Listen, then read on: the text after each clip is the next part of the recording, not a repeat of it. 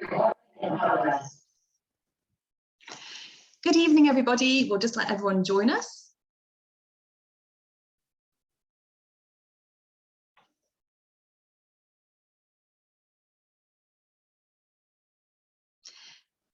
Good evening to those joining us.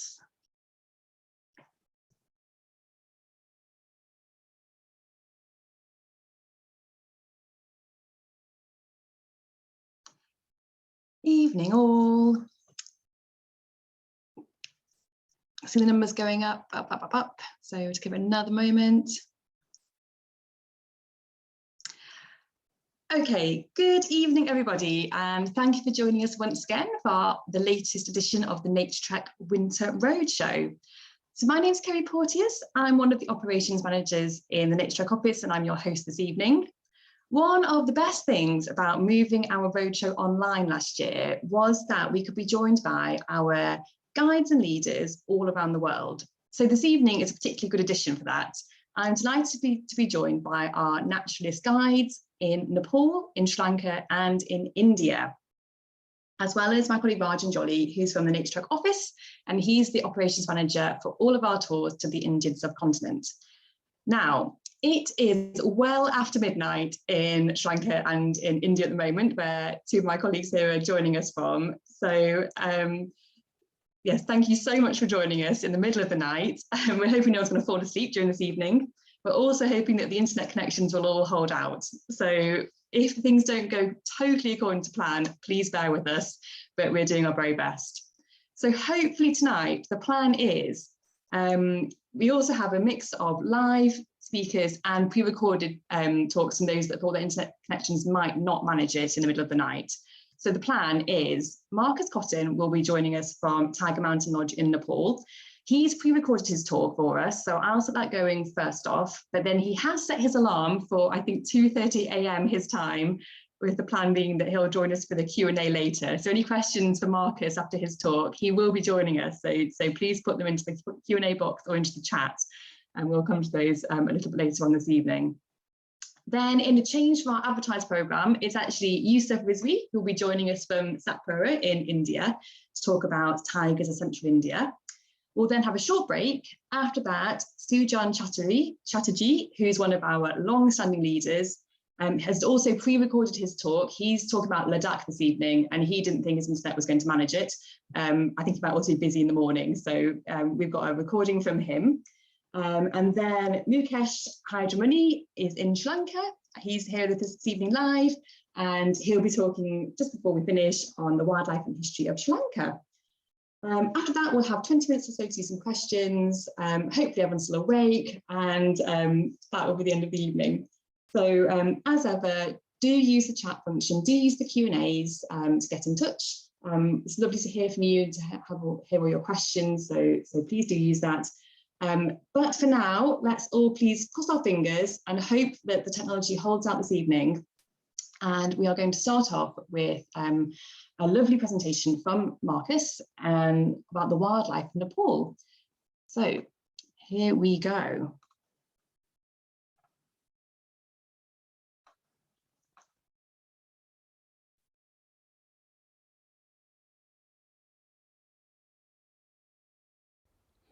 Welcome to Nepal in the centre of the Himalaya.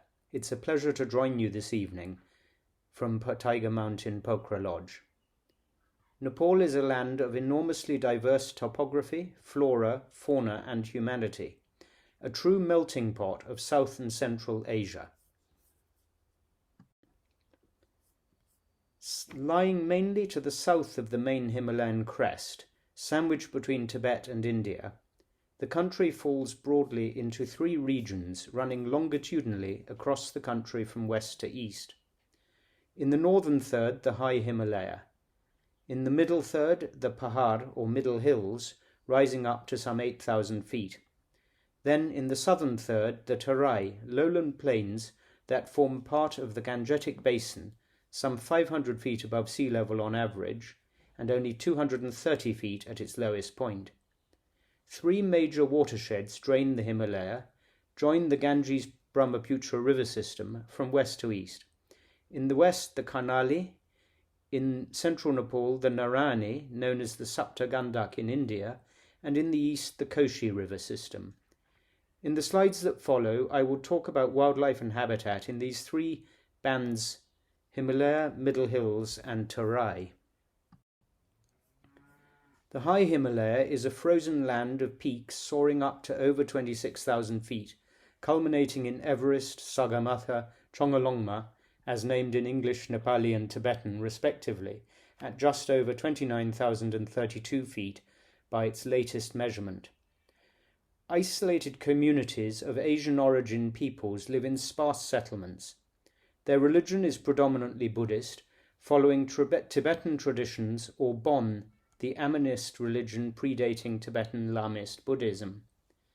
Wildlife is sparse, with the snow leopard as the apex predator, along with the Asiatic wolf. Birds include Himalayan snowcock, lammergeier or bearded vulture. Mammals include the recently sighted Pallas's cat, blue sheep, goral, and similar goat antelope species. Butterflies of the Parnassid subfamily have had several new species identified from these remote areas of Nepal's high mountains.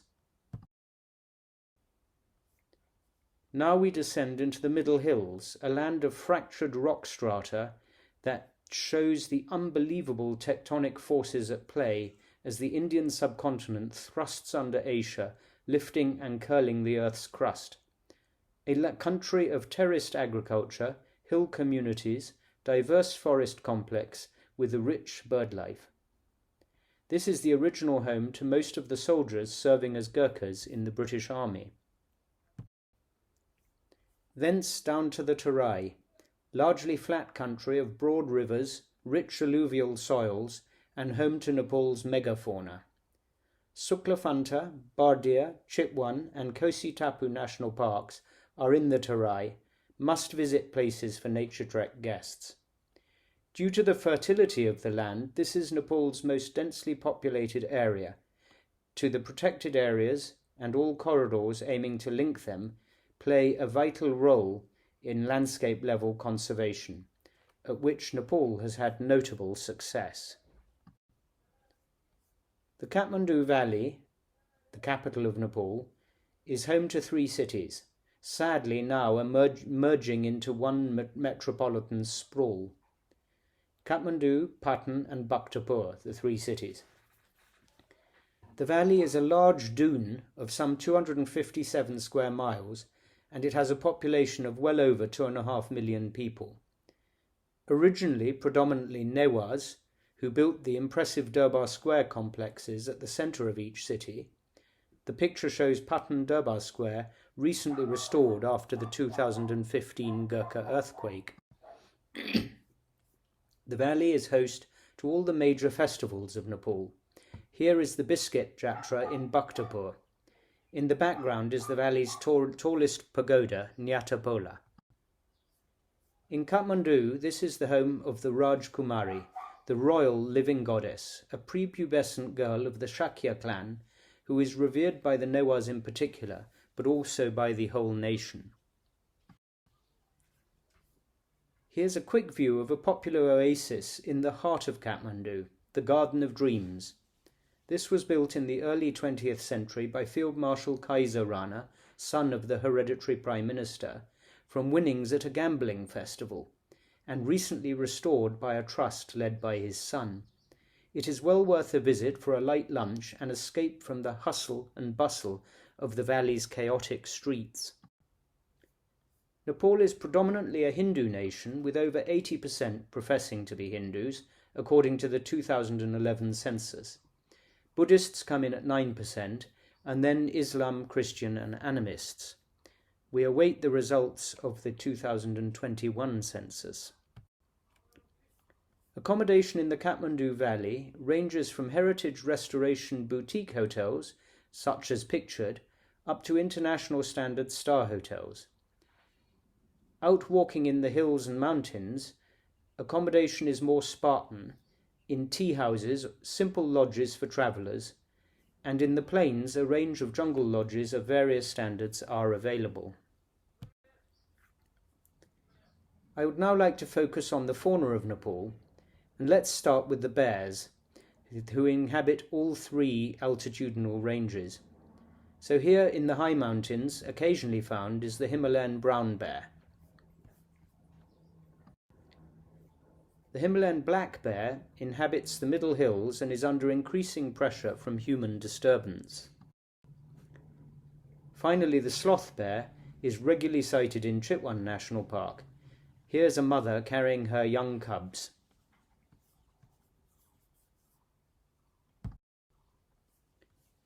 Staying in the Terai now, the Asian elephant is found throughout the lowlands of Nepal, but their ranging nature brings them into conflict with human settlements and farmers. Numbers are increasing in Chitwan and Bardia districts and national parks.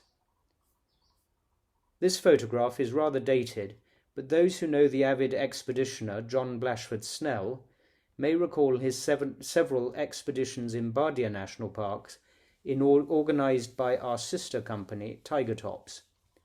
This picture is of Rajagaj, probably the largest elephant in Nepal in the 20th century and to date.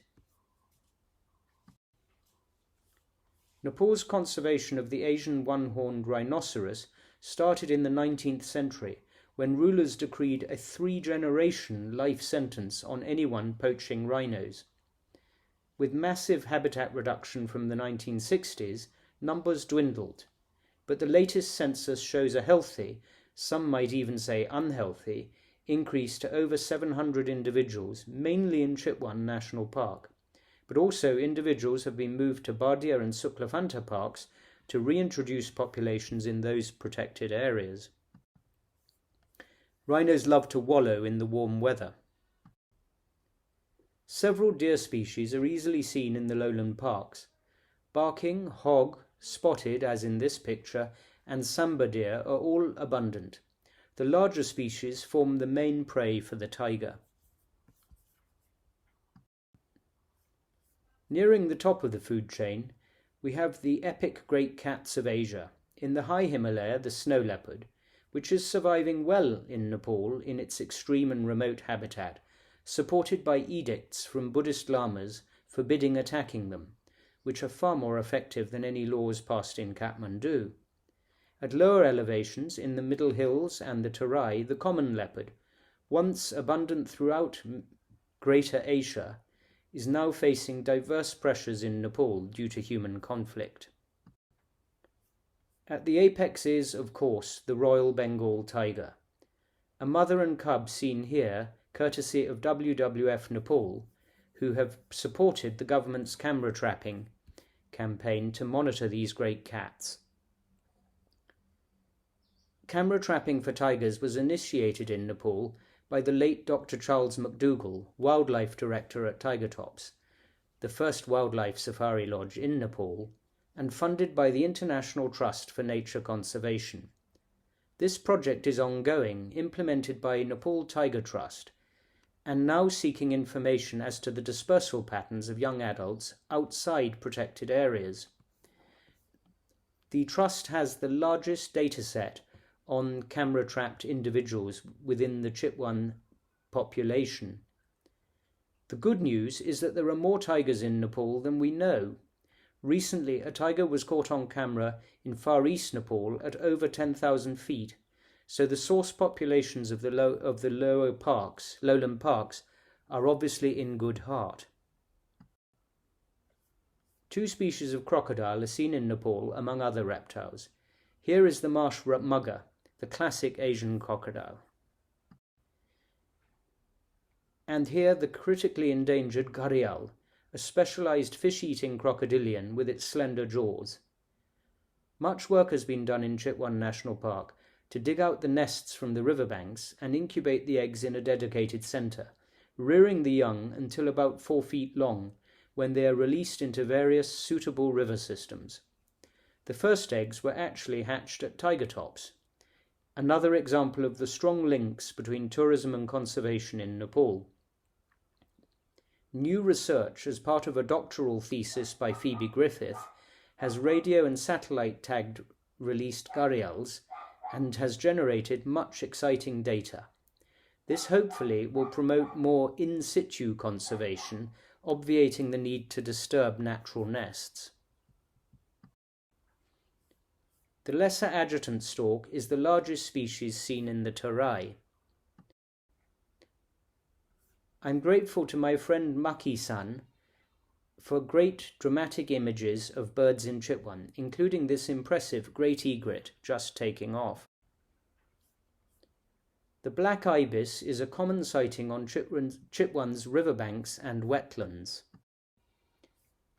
Here is a black stork on the Rapti River that forms the northern boundary of Chitwan National Park.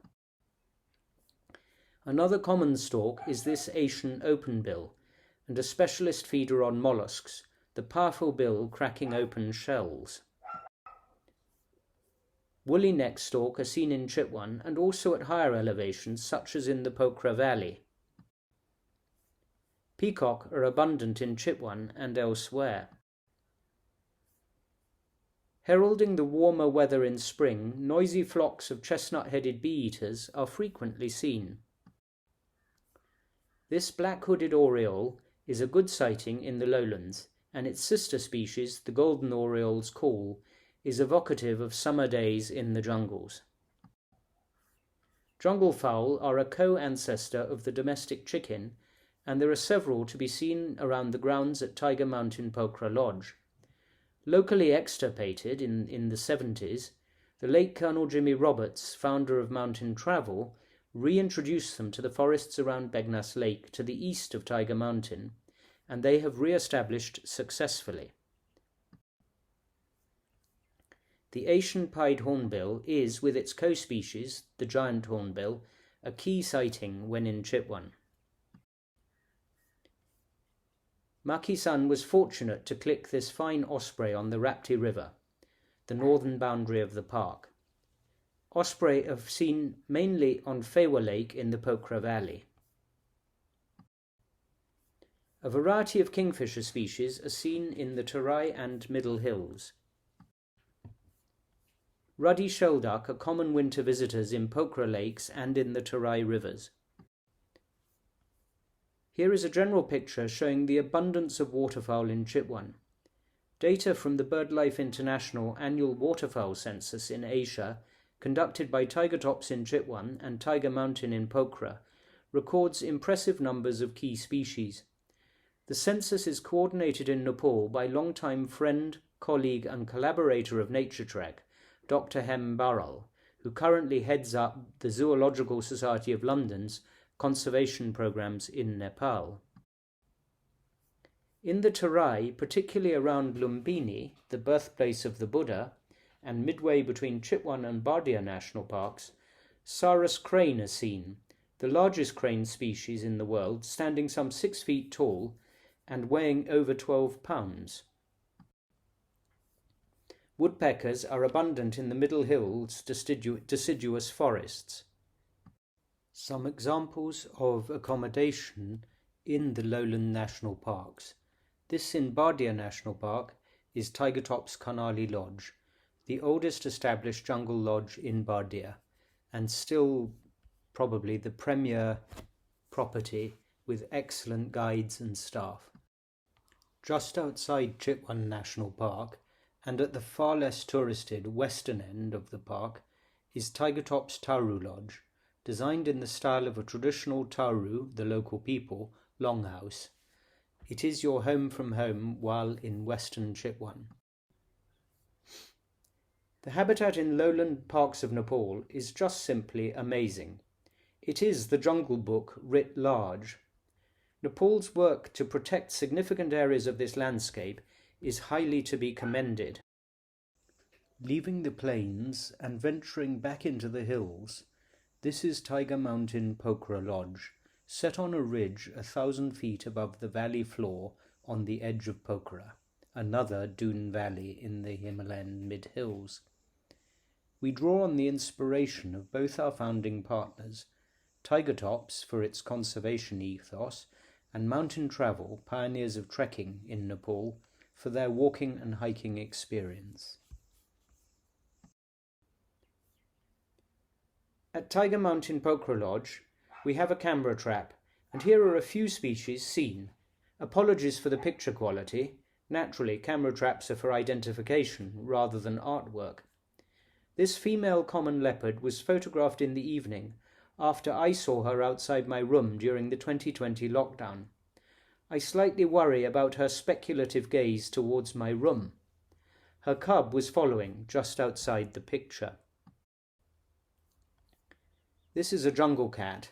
We once found one snoozing in the main lodge. In the hills, barking deer are the main deer species, and we see and hear them regularly at Tiger Mountain.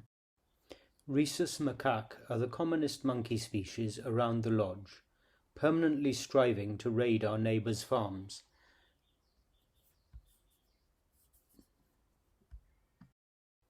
The common or grey langur is a largely arboreal species seen more rarely around Tiger Mountain. My apologies for the picture quality here. This is a masked civet, one of 3 species seen around the lodge. This is the large Indian civet, and here is the smallest, the Asian palm civet. Yellow-throated marten are commonly seen in the lodge grounds.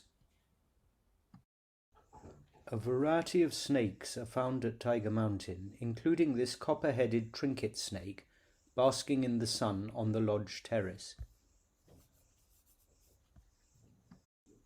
Our guide Hurry was startled to meet this young king cobra while on a walk near the lodge. A wide variety of Palearctic and Oriental butterflies are seen in the naturalized grounds of the lodge, like this common map. Here we see 3 more showy butterflies of various sizes, a peacock pansy, great Mormon, and mandarin blue.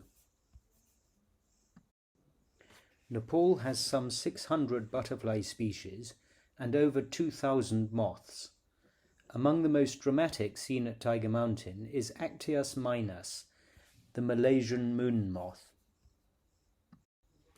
2 more impressive examples photographed here are Actias selene, the Indian lunar moth, on the left, and Samia canningii, the wild airy silk moth, on the right.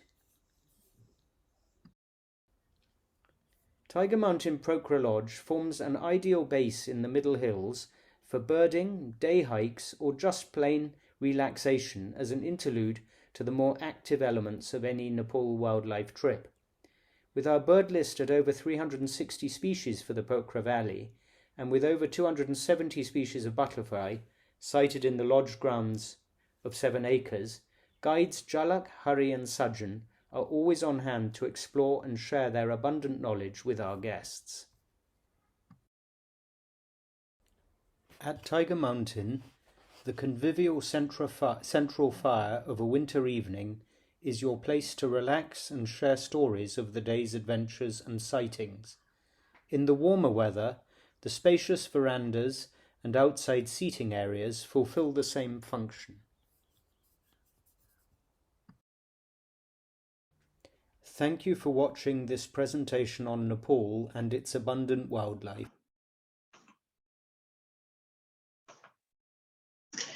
So thank you to Marcus for his presentation from Nepal. Now I'm hoping that Yusuf is going to reappear any moment, and he will take us to central India.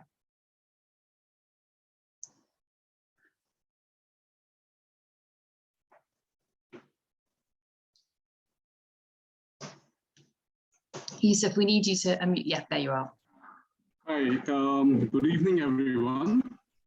It's an honor, it's a pleasure, and it's an honor to be, talking about. Hi. Okay. Are you able to see my screen? You can see your screen. If you just go full screen in your presentation now, that would be perfect. Sure. 1 second.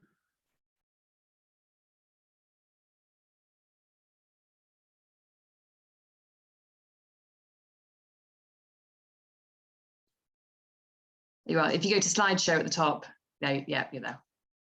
Yeah. So today I'm going to talk about tigers of Central India. Tigers, as you know, I mean, they are the most mesmerizing, species, one of the most apex predator in India. I mean, it's something, it's an animal which, gives you a goosebump. Even people around the world, they want to come and they want to get a glimpse of this magnificent animal. Tigers, as you know, are a very hardy animal. All they need is they need a good prey base. They want a territory which has a lot of water and good habitat and a lot of good prey base where they live, and they will thrive. They will survive. India has been, putting a lot of effort to get the numbers up. As you know that few years back, the numbers went down quite a bit. And now we have around 2,967 tigers in India in the wild. So that's an achievement, and it's, increasing day by day. This particular image which I have got is from Tadoba. And as you know, Naturetrek, they do like most of the tours that we do talking about Tiger Direct. So it's a free extension that we start from Tadoba. So it's an image from Tadoba.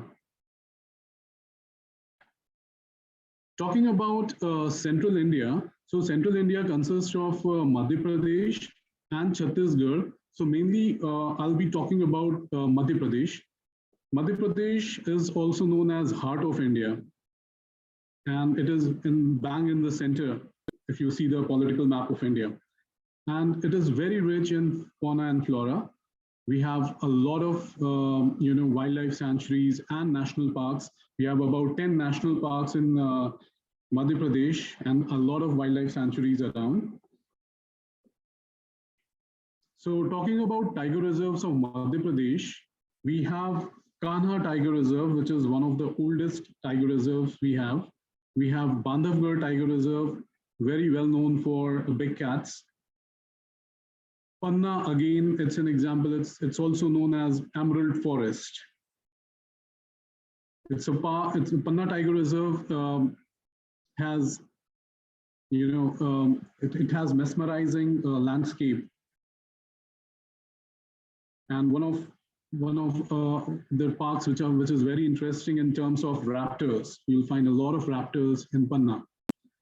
Again, Pench, a different forest altogether. And Pench is also known, it's a well-known park. It got famous because of the character Mowgli and Bagheera. Satpura, again, it's one of the most picturesque, one of the most beautiful park of Central India. We have one more new tiger reserve, which is Sanjay Dubri Tiger Reserve, which is very close to Bandhavgarh.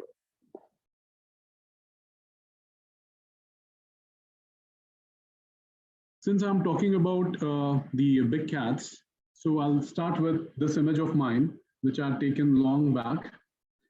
And this was during one of the Tiger Direct tours. So talking about this picture in general is, there was this male and a female which was in courtship. And we were the first jeep to reach that spot. And they were sitting at a distance, looking at our jeep. I don't know what happened, but they stood up and they started walking towards the jeep. And they came and they sat next to each other, looking at us. So this particular male is he's a dominant male of Tadoba. Tadoba, again, talking about Central India, so it's kind of a part of Central India. So this male was looking constantly at us and we were getting a bit nervous. This picture shows the female, which is sitting next to the male. And it's one of the most famous tigress from Tadoba, called as Maya, or the illusion.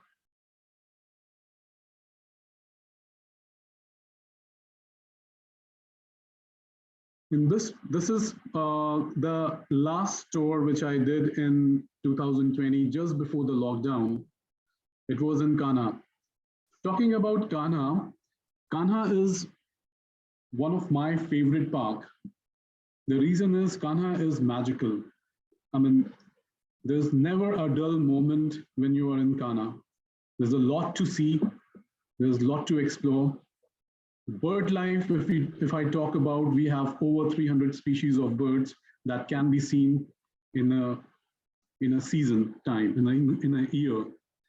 And it's very rich in fauna and flora. Kanha has a good number of, or rather I would say a thriving population of tigers. In this picture, you can see that a sub-adult was very curious, and he was standing next to his mother, one of the famous tigers from Kanha. And as you know, the cats are curious, so he was very curious looking at us.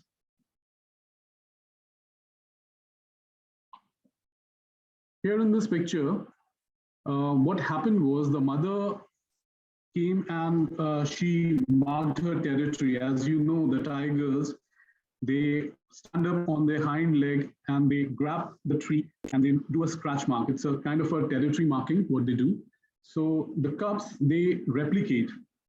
They try and do what the mother has done. It's part of the training that they get from the mother.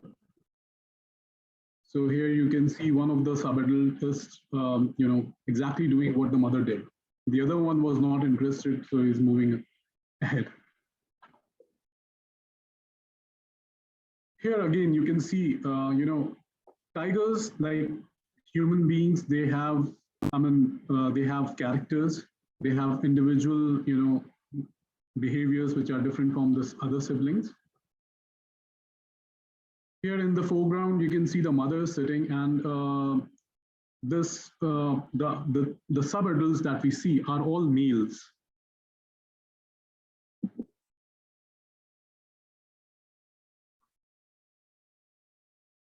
Now, talking about the prey base, so Sambar is one of the biggest deer that we get in India, Indian subcontinent, and here you can see, with the females and the male, they have the tail up, and you can see they are very focused, they are listening, and they're watching carefully because there's a predator, there's a tiger, which is not very far off from where they are.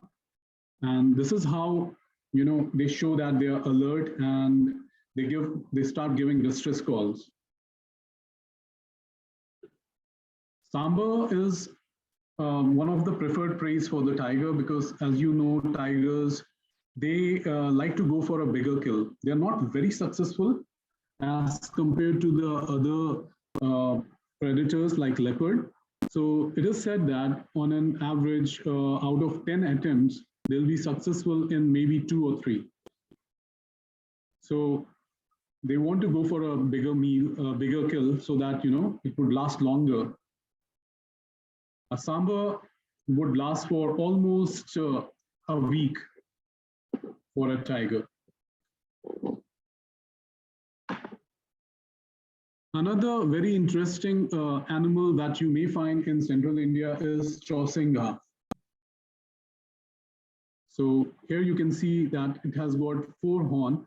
Chausinga is in Hindi, when we, in English, it is called as 4-horned antelope. It's an uncommon sighting, but it's a treat to watch them in the wilderness of central India. Again, talking about Kanha, when we talk about Kanha, there's one animal which is very, very important because it is endemic to Kanha.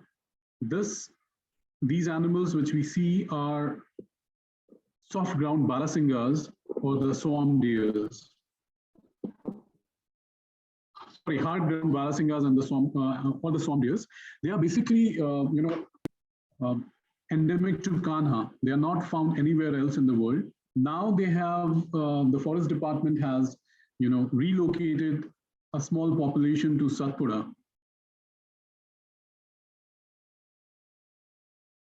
And here you can see that two males are sizing each other.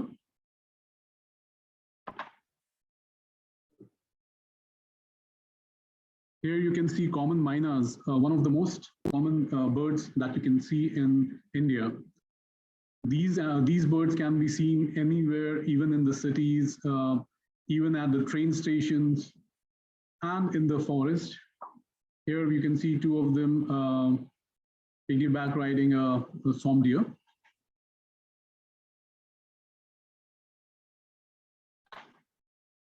Another predator which coexists in any given tiger habitat is none other than the leopard.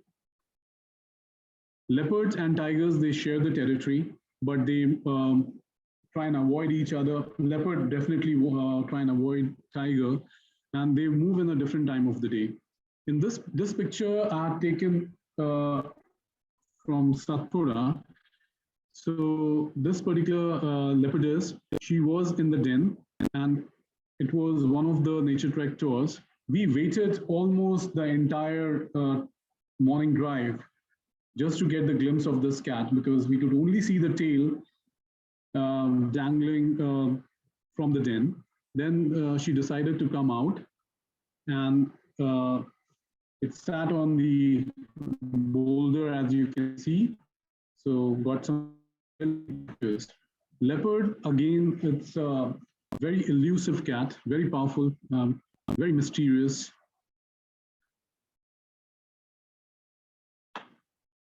Another predator which is the Indian wild dog, or the dhole. So here in this picture is taken in Kanha, and dholes are, again, a very interesting animal. Their social demography, and it's very interesting. I mean, to see them hunt is icing on the cake. There had been few sightings in which I've seen dholes hunting, and it is very interesting to see them. How they coordinate between the team. The alpha male would give out a call. It is also known as whistling hunters. So basically, the vocalization is like whistling, yapping, yelling, and all different kind of vocalization. And the way they coordinate a hunt, it's really interesting to watch. And also, some people may find that they are ruthless hunters, because when they grab hold the prey, before the prey is dead, they start feeding on it. That's very typical of any wild dog, whether it's from India or South Africa or Africa.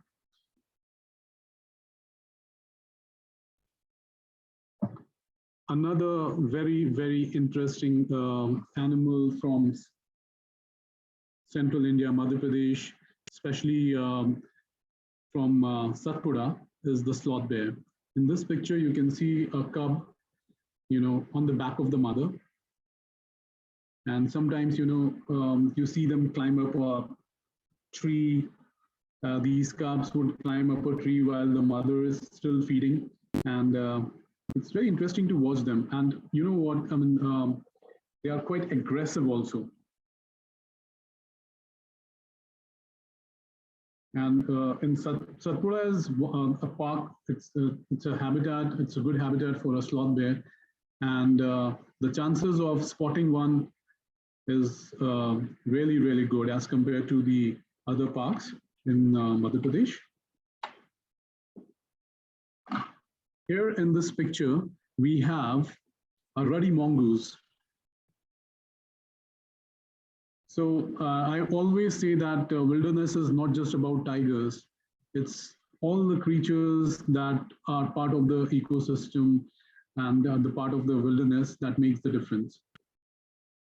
So very interesting animal we have here. The sighting is, you can say it's common sighting all over Madhya Pradesh, all over central India.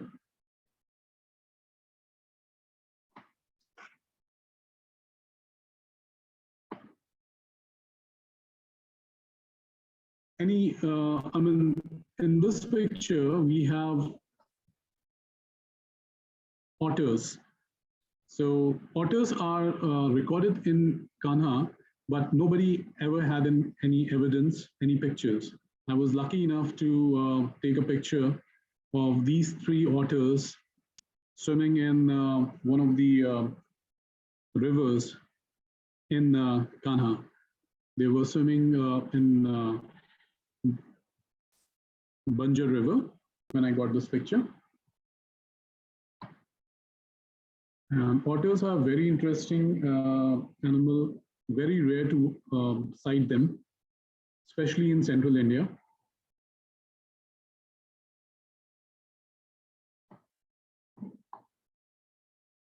So talking about, central India, if we don't talk about birds, I would say that, the conversation is not complete. So here we have a pied kingfisher.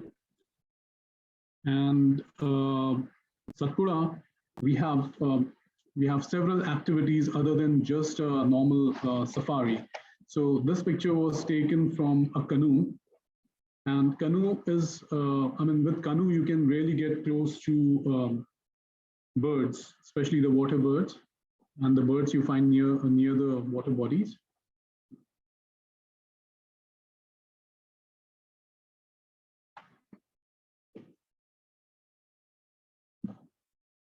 We have Indian skimmer. Again, this picture is from Satpura.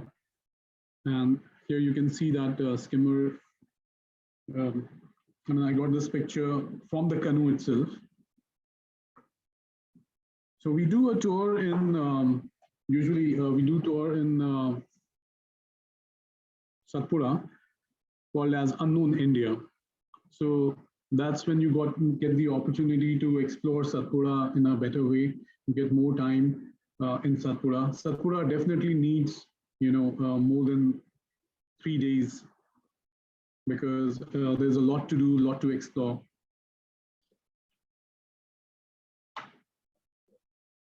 Here we have Indian eagle owl or the rock owl. This image I got was from the night drive. And as you can see,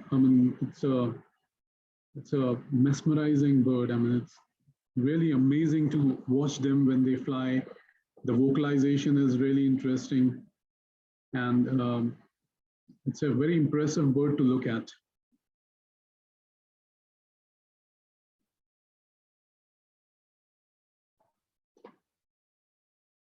Another interesting owl. This one is a mottled wood owl. So usually when you know where they are, it's easy to spot them. So thanks to the guides, park guides who know exactly where they are roosting. This image I got was from Satpura again.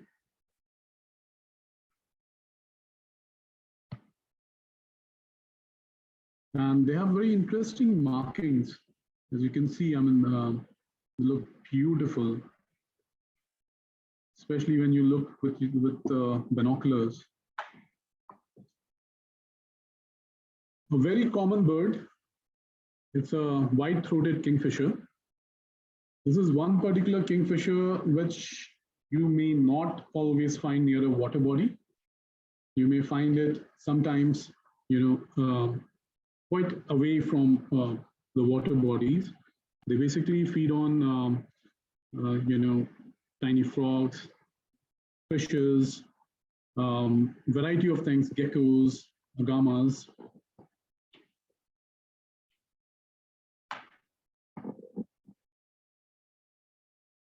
We have Indian roller. So like the African lilac-breasted roller, Indian roller is again a very colorful, very interesting bird to photograph, especially if you find them in a very good light.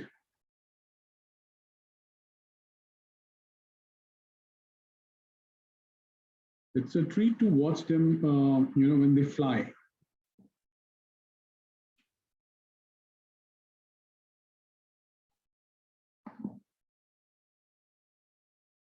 What we have here is a black-shouldered kite, widespread. This is a widespread bird, and it is found in almost everywhere in India and in Africa.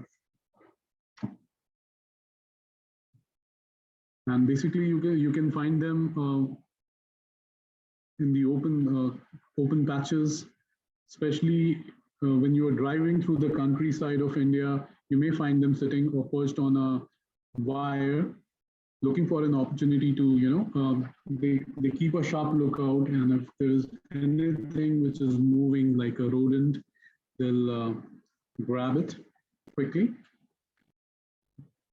Very interesting bird. I mean, if you look at them, the way they can also hover in one place like kestrels.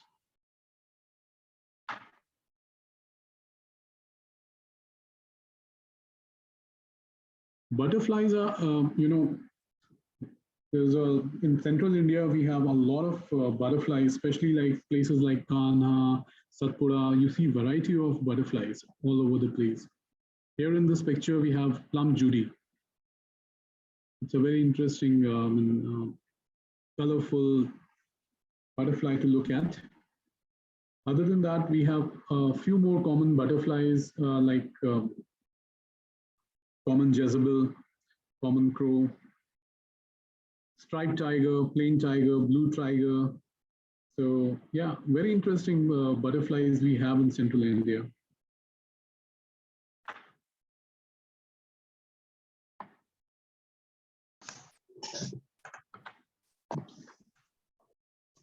So I'm not sure whether I completed my 20 minutes, but you did really well. Thanks, Yusuf. That was perfect. Thank you. So we're going to take a short break for 10 minutes, or just less than 10 minutes actually. So we're back at 8:25 UK time, and we'll be heading over to Ladakh at that point.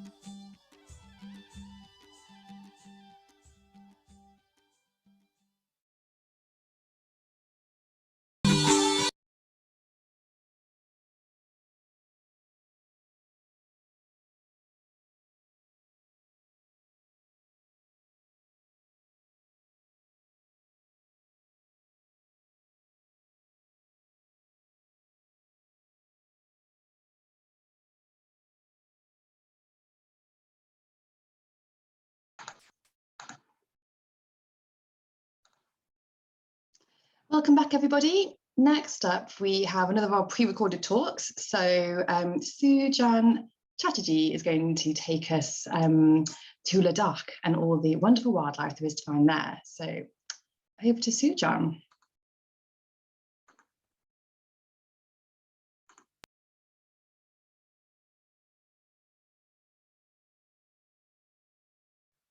Hello, everyone. Welcome to Naturetrek Roadshow. This is Sujan Chatterjee connecting from Kolkata, India.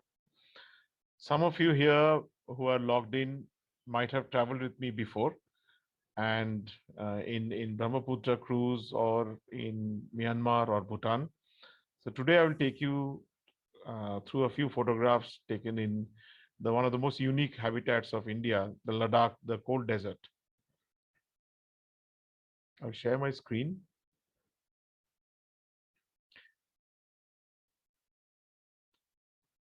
So this is what Ladakh is all about. It's a landscape photographer's paradise, along with some absolutely brilliant, unique wildlife. So welcome to Ladakh. We have been running trips in Ladakh for the past few years, and we have done 2 different seasons. In winter, it's mainly for the snow leopard, and in summer for the wider range of birds and mammals. So this is where Ladakh is situated. It's next to Jammu and Kashmir. It is a continuation of the Tibetan plateau, and it's a very unique place. Now the states have been split in 2. Initially, there were just 1 state. So Ladakh is now his administration of his own. So Ladakh, we look for 3 things. One is, of course, the wildlife, which is unique. This is a chukar partridge standing with a beautiful bluish background, and is the absolute brilliant landscape. This is the Indus River connecting the Zanskar River. And the people, of course. The Ladakhi, these are the monks from the Thikse monastery. And these are people who inhabit these places. They are from the Tibetan stock, and they are adapted to living in this altitude, why we struggle a little bit because of we are all from the plains. So I'll take you through some of the unique wildlife of Ladakh. We'll start off with this blue sheep, or the bharal. So this is a animal which lives in this rocky area. This is the favorite prey of the snow leopards. So when we go on snow leopard trips, we get to see them very close, because in winter they come down closer to the camp areas because there's less grazing on the higher slopes. Another unique bird from that area is the black-necked crane, which breeds in Ladakh. They are found all across into Tibet, and they come down. Those who have been to Bhutan in winter must have seen them in big flocks in the Phobjika Valley. The bar-headed geese, which is the unique bird which comes down to the plains in winter and flies all the way across the Himalayas to breed in Ladakh. This was taken in the springtime, where there was still some snow around. The bird has already gone back and started breeding. The bronze mountain finch, another unique bird from this landscape, foraging around the campsites.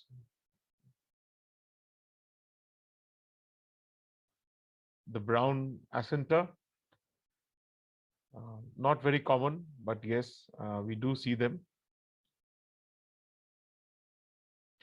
The brown-headed gull, which is a common bird for us in winter.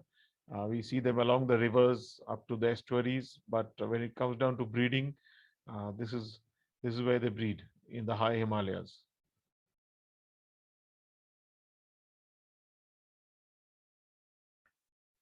Another beautiful creature which we usually meet up during the winter in around Kolkata is a citrine wagtail, but we don't see them in this plumage because this is the breeding plumage, and this was taken in Ladakh in summer in 2017.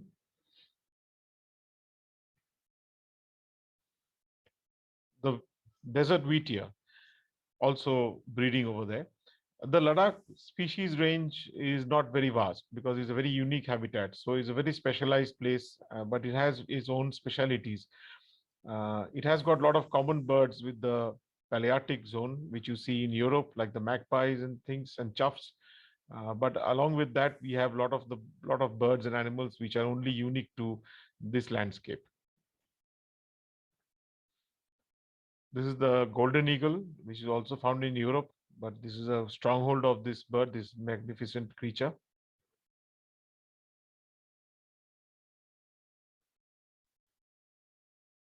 This is the alpine chough or yellow-billed chough, seen quite commonly around the villages in vast flocks, feeding, rummaging around in the rubbish tips.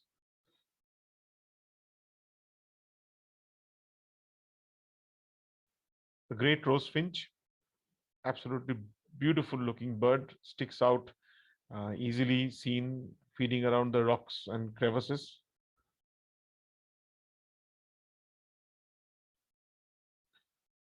This is a bird that we see sometimes in the plains in winter. This is the common rose finch, but we don't see them in these colors. This is only possible in summer in Ladakh, where they're in full breeding colors. This is the common redstart, which also breeds in Ladakh, but we don't see them often in the plains. They stick around in that area most of the time. This is the hill pigeon. It does look like the feral pigeons which you see in the cities, but the white tail band is a giveaway. They live along these slopes and breed in the little crevices and holes in these mountains. The Himalayan griffon. We see griffons again in the plains. The juveniles do come down to the lowlands, but the adults stay in the higher altitude. This is one of the biggest carcass cleaners of that area. The Himalayan marmot. This is a rodent which is found in the flat plateaus of Ladakh.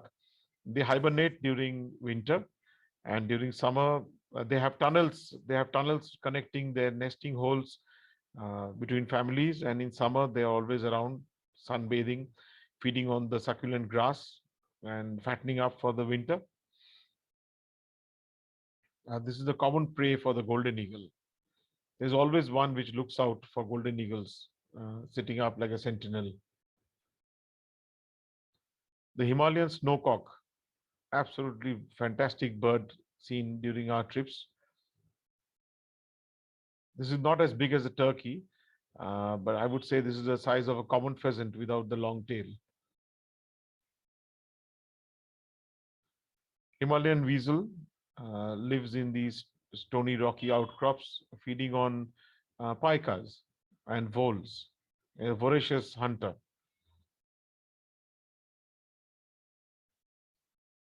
This is a Hume's ground pecker, or ground tit as they call it now.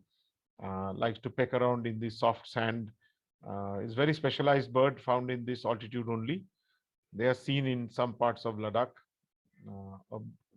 Is a bird that is sought after a lot. This is the beautiful ibex. This is a Siberian ibex. This is the race that we have in our part of the world.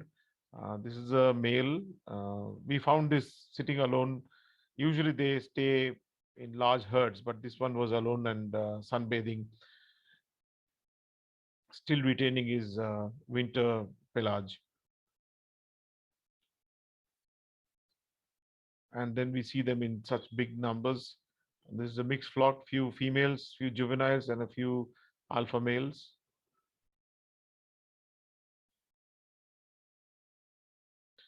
This is a beautiful location called the So Moriri. It's a brackish water lake and surrounded by this arena of mountains. This is where the bar-headed geese, the great crested grebe, brown-headed gulls, ruddy shell ducks breed. Horned lark, again a specialty of these mountains.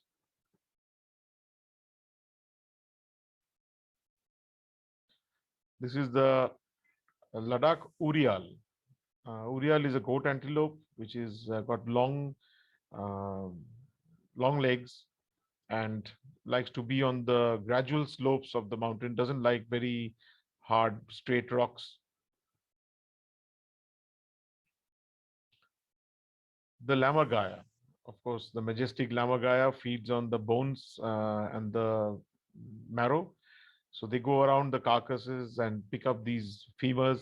They carry it high up in the air and drop them, and it breaks open, and then they feed on the marrow. Very specialized bird, seen well in these parts. Those who take landscape photographs, Ladakh again is an absolute brilliant place to be. Great opportunity of unique habitat and vast mountain ranges.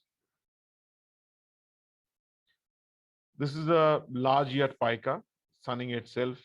This was taken in winter and during the snow leopard trip. So it's sitting out on the rock, looking very cold. This is one of the main prey of the Himalayan weasel.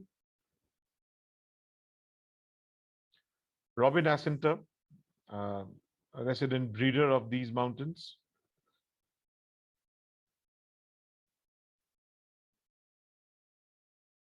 This is a very unique animal to these parts. It's called the Plato pika. As you can see by the shape of the head, the eyes are sitting right high on the head because they live on flat ground in the holes. So they always want their eyes to pop up first to look out for any danger. So the head is shaped in a manner where the eyes will come up before the rest of the body comes up. This is the Tibetan snowfinch. Sorry, my mistake. This is Tibetan sand grouse. Another big, another bird that everybody wants to see over here. This is seen around the Lake Sokar.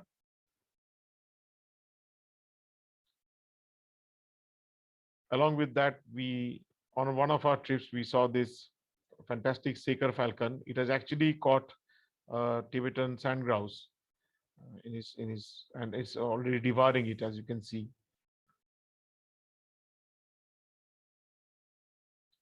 The red fox, obviously you see them quite often in your country, but this is a different race. This is a lighter colored version, not fully red. This was taken in winter, so it's got full winter pelage. Rock bunting, again a high altitude bird seen quite often over here. Tibetan snowcock, not very common. It's seen in certain areas. We were lucky to see them on one of our trips. That to a big flock. Tibetan snowfinch, another beauty from this place. As the name suggests, it is from these parts of the landscape.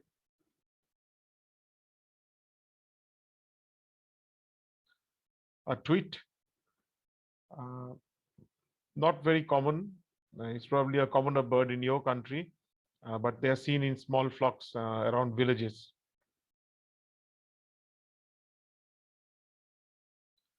Upland buzzard. This is a fairly large buzzard, bigger than the Himalayan or common buzzard, seen in these parts. They feed on voles and pikas, seen around marshy areas where the voles live. Very dark in color and very large, broad wings. White-throated accentor, sorry, again, my mistake, white-throated dipper. And this is again a resident breeder. They do come down a little bit in winter, but not much. They like to be in the higher altitudes than the brown dippers. White-winged redstart, and this is also another unique bird to these habitats. This is on the snow, obviously taken in winter.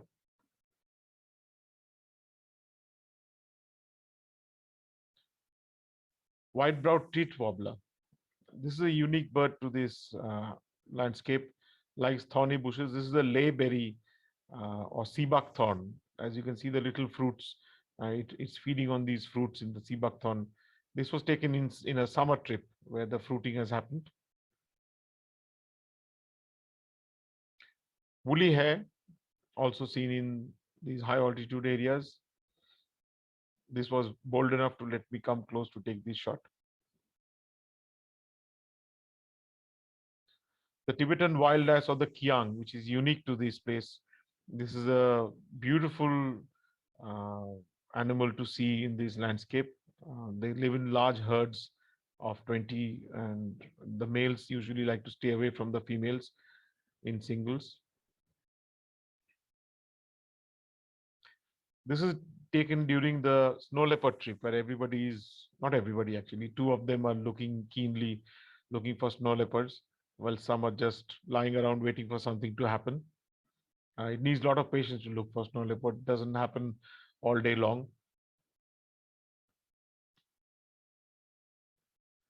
We used to camp over there in winter, but now we have shifted to homestays, which is a bit more comfortable than this. This is the beautiful cat we saw on our trip.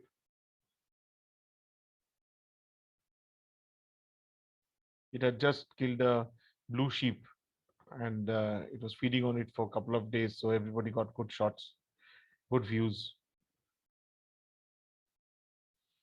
These are some of the boys who come with us. They are the best spotters. As of in this picture, obviously they are not spotting. They're taking a break from because the animal has already been sighted, so they're taking a break from hard work. Without them, these trips are near impossible. Some of our punters photographing golden eagles.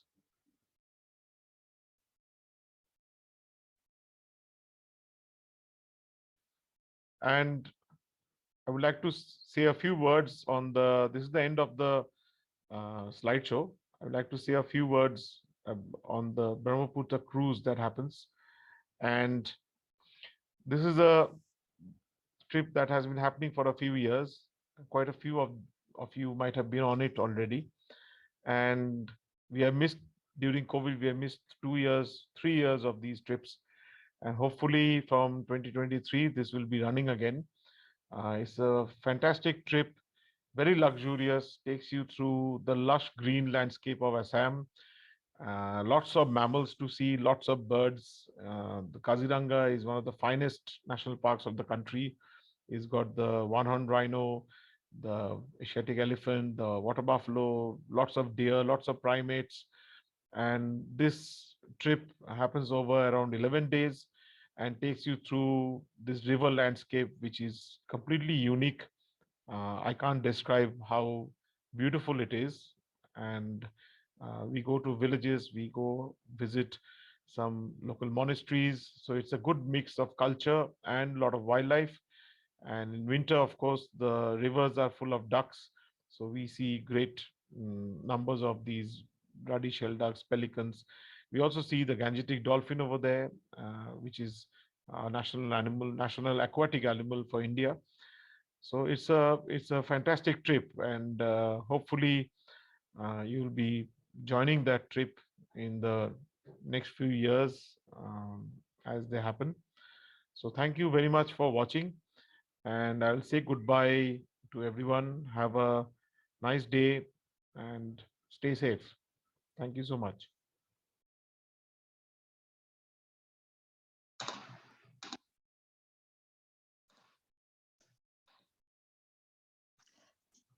So thanks to Sujan. Now, here's hoping that Mukesh has managed to stay awake and will be joining us next. Here he is to take us to Sri Lanka. Well done, Mukesh. You've done a good job here. I'm up. Over to you if you're ready to share your screen and start your presentation. Thank you.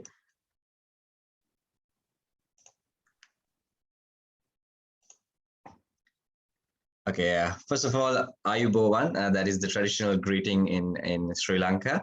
And I'm joining you from Colombo, Sri Lanka. And I'm going to take you on a tour of Sri Lanka and what you can expect while you are here. And a general overview of the history, culture, and wildlife. So as you all would know, Sri Lanka is an island, and it is a paradise island. We have some of the beautiful beaches that you could experience on a tour in Sri Lanka. So a few details about what Sri Lanka was known as, different names Thambapani, Trapabrain, Serendib, and also the British called it Ceylon. And the oldest reference to the island is actually in Ptolemy's world map. So Sri Lanka has a population of 21 million people and 65,110 square kilometers in size. So that's 1/3 the size of the UK. And not many people might know this, but the actual administrative capital of Sri Lanka is Sri Javardhanapura Kotte, and the commercial capital is Colombo. So we have the majority ethnicity is the Sinhalese, then we have the Tamils and the Sri Lankan Moors, and also we have a small a percentage of the ethnic, the Aborigine people in Sri Lanka as well. And the major religions that you would see as you travel through the country on a tour with us, you will see a lot of Buddhist temples, Hindu temples, Islam mosques, and a lot of churches as well, because of course with the various influences that we had over the years. So talking about Sri Lanka's history and its ancient civilization, I mean, this is a very, very old civilization, basically over 2,500 years. And during these years, I mean, many temples, palaces, reservoirs were built, and most of them are still intact, and it's a beautiful sight to go visit these places. In this picture you can see the Ruanvali Mahasaya. It's a stupa, and it's a beautiful sight once you are there. So Anuradhapura was our first ancient capital in Sri Lanka, and this kingdom lasted for almost 1,300 years. So what's unique about this ancient city is the skill most of these people had during that time, to create monuments like this. So this is called the guard stone. It's a beautiful stone carving, and once you go there, you will be able to see this this guard stone. And onto your right, you see here the Sri Mahabodhi, or the sacred fig tree.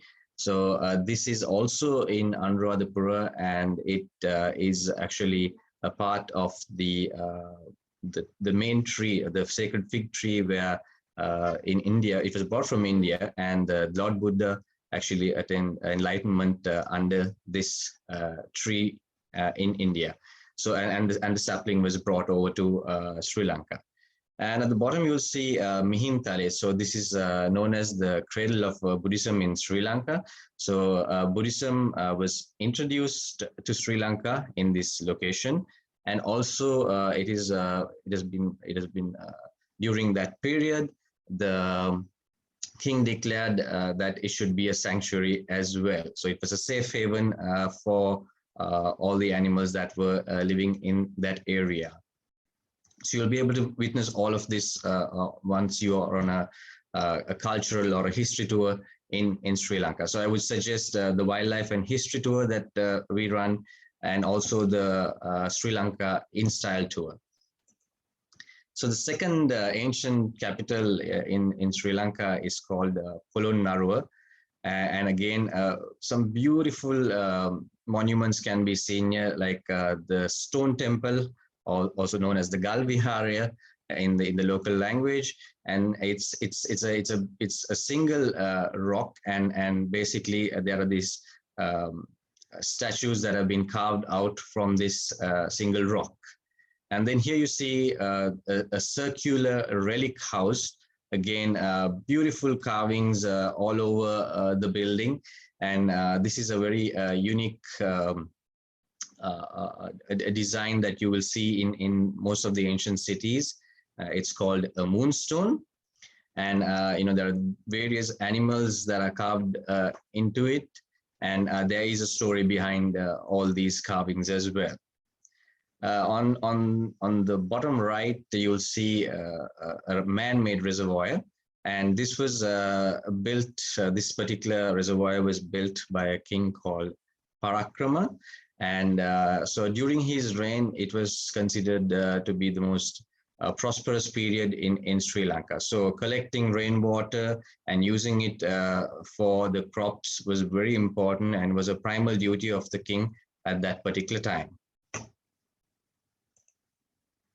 So we also have, it's also considered the 8th wonder of the world. This is Sigiriya. And as you ascend to this summit, you will be able to see the frescoes, these beautiful paintings. And then at the summit again, you will see this king's throne, basically carved out from the rock itself. And on the bottom left here, this is called the mirror wall. So back in the day, this wall was pretty much a mirror, and you, as you walk past it, your reflection was seen in it.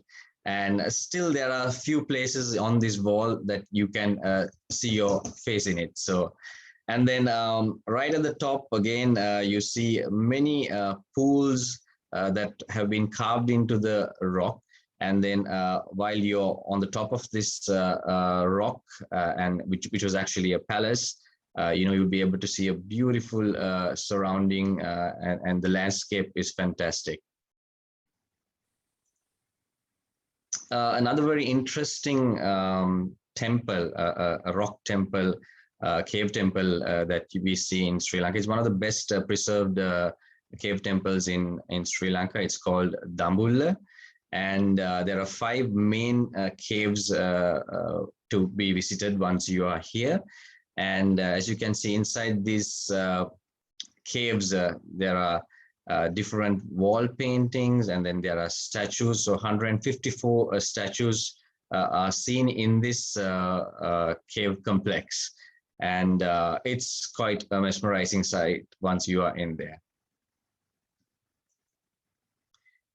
So, of course, when we talk about Sri Lanka's history and culture, Kandy takes a very special place because here on the top left-hand corner, you will see the Temple of the Tooth.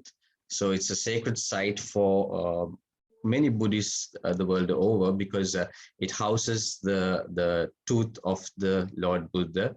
And every day there is a ceremony that happens in the morning and in the afternoon, and many people, many devotees come here to witness this. Also, nature-wise, birding-wise, there are some fantastic places that we visit, especially the Hantana mountain range, and then the Udavatta Kali Sanctuary. So the Udavatta Kali Sanctuary actually belongs to the Temple of the Tooth. And it's just above the Temple of the Tooth, and it's a fantastic place to see mammals and also for reptiles. And then at the bottom right-hand corner, you can see the Peradeniya Royal Botanical Gardens. This also used to be the pleasure gardens of the royalty back in the days.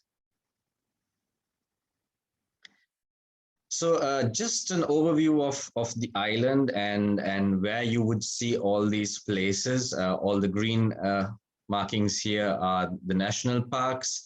And so usually when we start from the central part of the island, we finish all the history and the culture, and then we gradually move down where we then go more into the wildlife.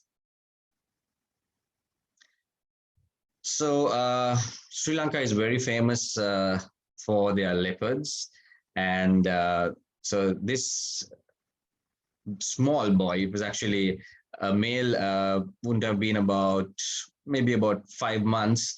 So we were very lucky to see this leopard, and we stayed with it for close to about 4 hours. It was after a heavy meal, and it was just a fantastic sight.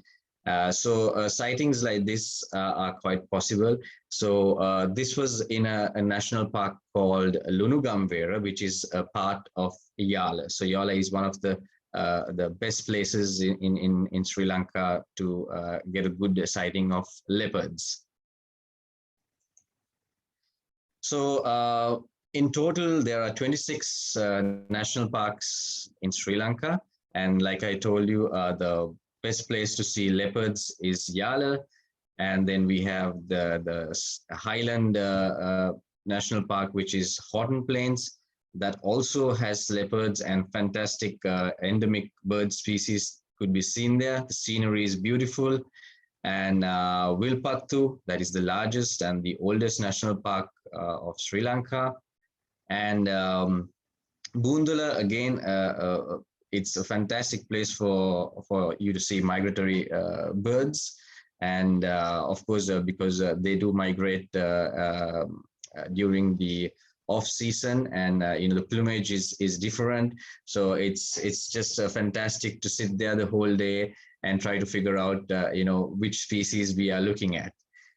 And Udawalawa is another fantastic place to see elephants throughout the year. And just close by to Udawalawa, you'll be able to visit another place called the Udawalawa Transit Home, where basically elephants that are abandoned or injured are brought to this facility and taken care of. And they are rehabilitated. There is veterinary care provided, and then they are relocated to a suitable environment thereafter.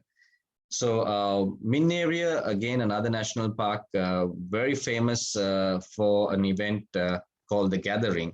So basically from July to September, you see massive numbers of elephants gathering in this place.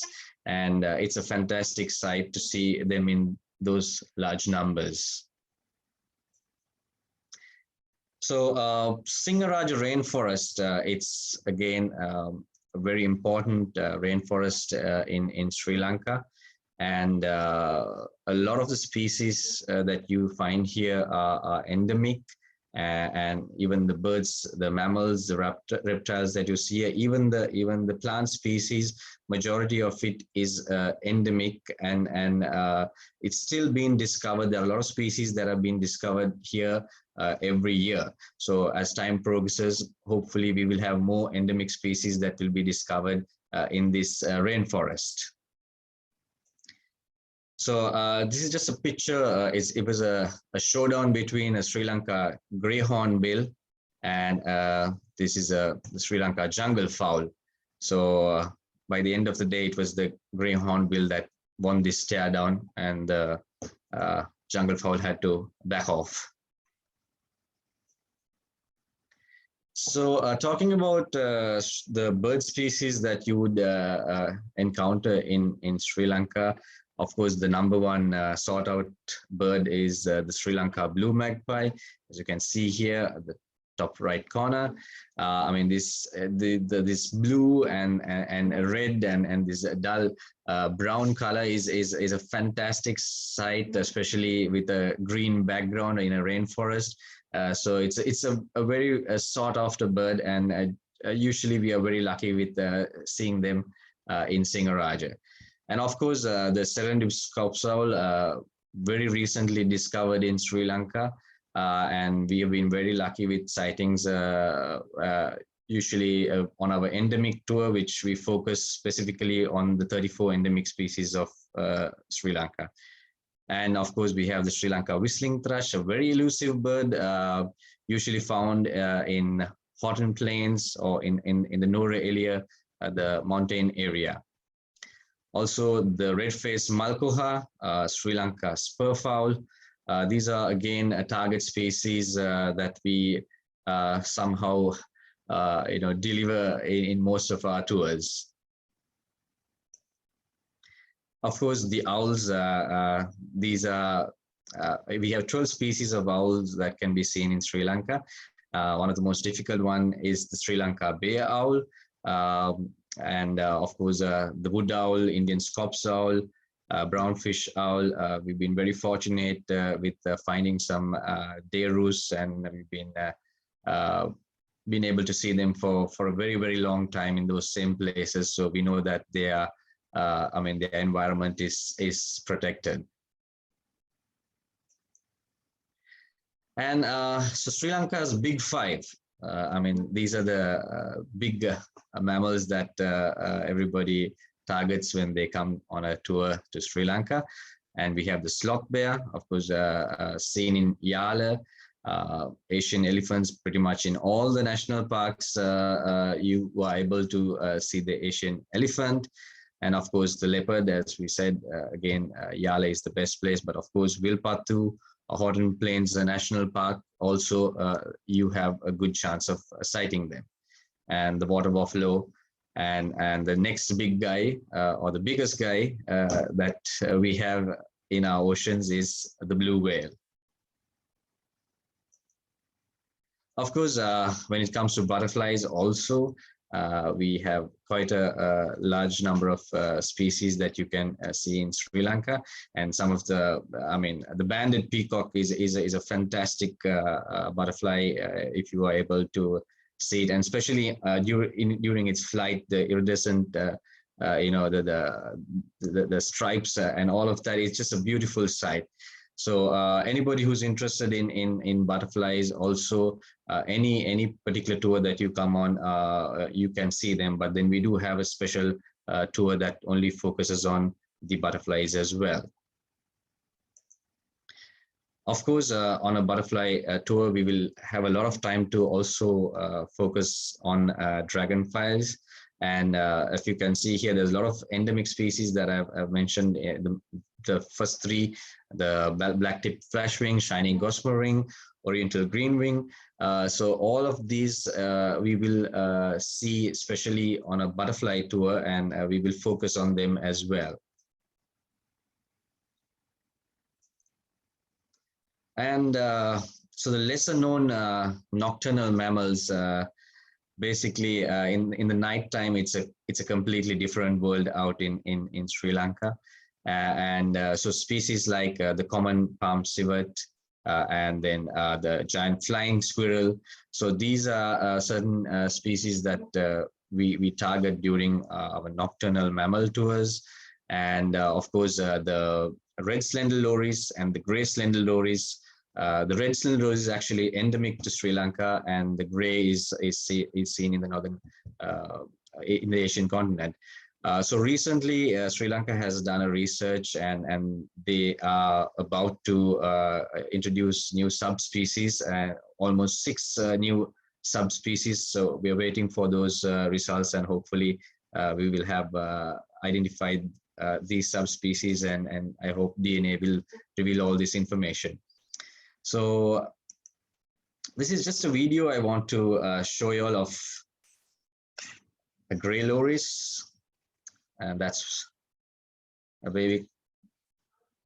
So this was actually seen on one of our nocturnal mammal tours.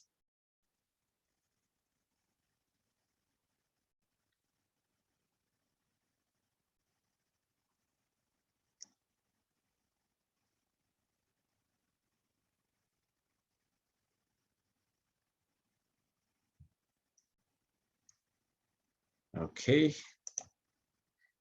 And so we do have 4 species of cats that can be seen in Sri Lanka: the fishing cat, the jungle cat, and of course the rusty spotted cat, which is quite a rare cat to see, and also the Indian pangolin. It's critically endangered, and we are sometimes pretty lucky on our nocturnal mammal sighting, but in no ways is a sighting guaranteed. And during your stay in Sri Lanka, we have some fantastic hotels that we choose for you, like the Hotel Sigiriya. I mean, picture yourself staring at the hotel, the Sigiriya Lion Rock, with a drink in your hand in this pool. It's going to be a fantastic sight, and that's a bit of how your room will look. And then we have the Cinnamon Wild Hotel in Yala, again, just 5 kilometers away from the Yala National Park. So most of the time, the wildlife pretty much comes to you. So the elephants, the leopards, the sloth bear are all frequently seen around the hotel, and it's a fantastic place to experience wildlife. And then as we move on further south to Mirissa, we do a lot of about 2 or 3 excursions for whale watching. And these are the types of boats that we use during our whale watching expeditions. So in Sri Lanka, you will be able to see the blue whales, spinner dolphins, sperm whales, and recently we've had a very good sightings of orcas, especially in Mirissa and then further north in Kalpitia. So there are tours that are specifically designed just to go for the whales and the dolphins. Which is called the Vilpattu and Kalpitia tour, which is also a combination of safaris to Vilpattu National Park. So you'll be able to get a good sightings of the leopard and also the marine mammals. And for those who have enjoyed the tour and want to just relax before they take their flight back home, we have this fantastic hotel called the Cinnamon Bay, where you can just go relax, soak up the sun and just, enjoy those memories of the tour that you just completed and, relax before you go back home. So we have this beautiful hotel that you can, choose at the end of the tour and enjoy a little bit of comfort before you get back. And of course, talking about Sri Lanka's cuisine, we have a wide variety to select from. I mean, everybody who comes to Sri Lanka enjoys their rice and curry. I mean, it's a combination of about 5 different vegetable curries and then your meat. And so we've always had clients who were, very happy to have all 3 meals Sri Lankan rice and curry.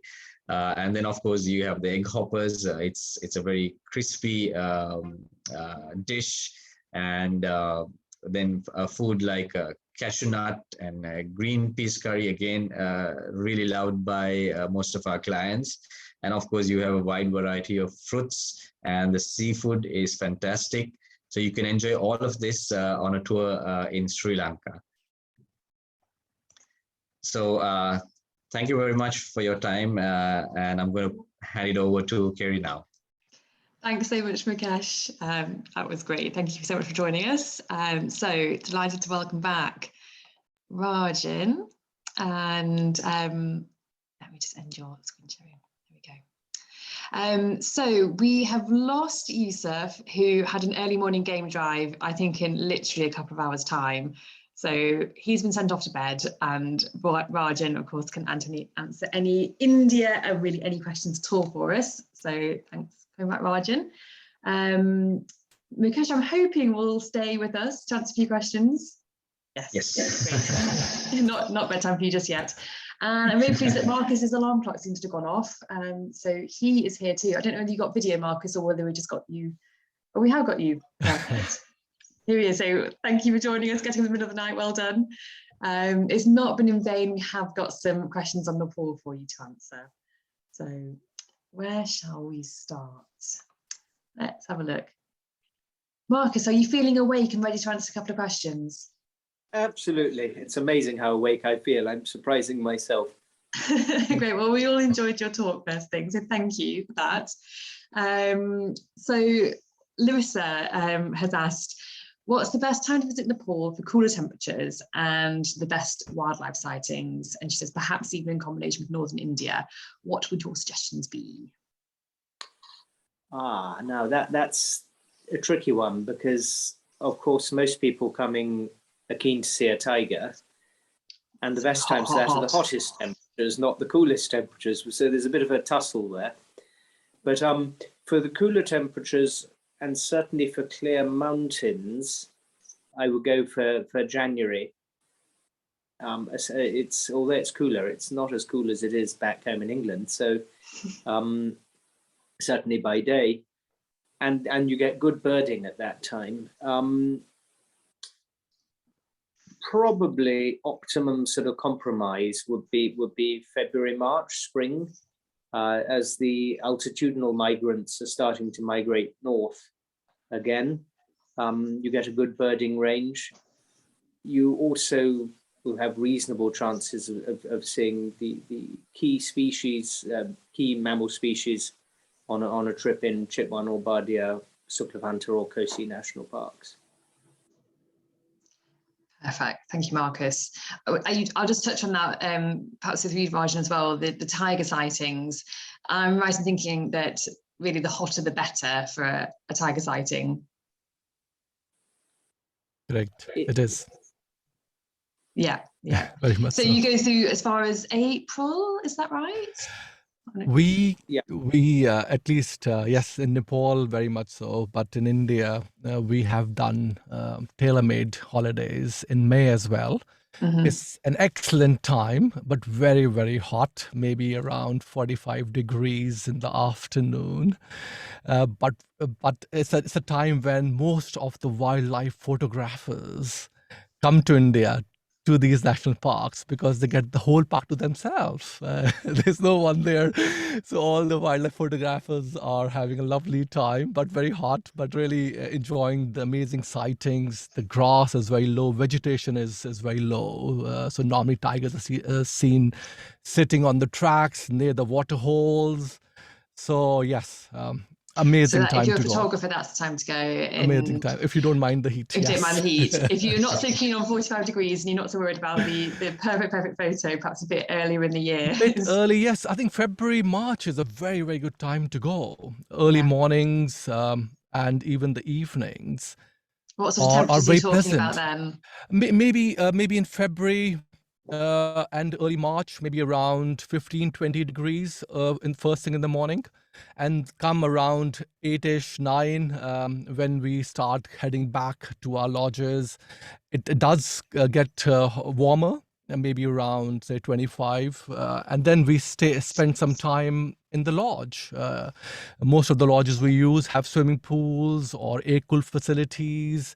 We have our leisurely lunch, relax, and then we go out again in the late afternoon in the park and enjoy the afternoon game drive when it is not very hot. So no, it's February, March is a very good time to go. I will say if you want to have the master sighting, then the best time will be after monsoons, when the park opens, which will be October and November time, because the park is lush green. It is like a newborn park, and you enter, you see beautiful greenery around you, and if you have a sighting of a tiger coming out of all that vegetation, it's the best sighting you can ever have. So I'm afraid I'm confusing everyone, but the season starts from October and goes on till May. Yeah, that's great. Thank you, Rajan. Marcus, another one for you here. So Victoria has put something in our chat. And she says that she's been lucky enough to stay in your lodge a few times and would definitely recommend it. That's good to hear. Lovely. She says, can you comment on, firstly, the tiger population in Nepal compared to, say, 10 to 15 years ago? Is it on the increase? So let's do that one to begin with. Definitely. This year is the year of the tiger, in the Chinese calendar. And 12 years ago, I think it's a 12-year cycle, if I've got it right. My maths has never been great. The World Bank encouraged the tiger range states to do what they call T times 2, i.e. double the number of tigers between the last year of the tiger and this year. And Nepal is within, I think, 5 or 10 individuals in the census of achieving that. Last year's census, this year's census data has just been taken, but they're sitting on it and analysing it, and we'll have to wait for the results probably in 3 or 4 months' time. But Chitwan National Park has the best tiger population in Nepal, and is up at or near carrying capacity. So it'd be hard actually to double the tigers there. But Bardia National Park in the west, and to a lesser extent Suklavanta, suffered from enduring the Maoist insurgency that ended in 2006, as small army posts were not safe for soldiers, so against terrorist attack. And so they had to sort of consolidate and withdraw, and as a result, poachers took full advantage of this. So yes, Nepal's tiger population is looking good, probably up at around 225 to 250 individuals. After several years working in Chitwan, am not really very keen on looking at total population numbers because it is a bit of a best guess. The animals that are identifiable with some accuracy are the territorial adults, the breeding adults. And certainly in all the time I was in Chitwan 20 years ago, and from reports from friends now, the populations have remained stable of those breeding adults. And that means that your source population in the prime habitat is breeding away and producing young.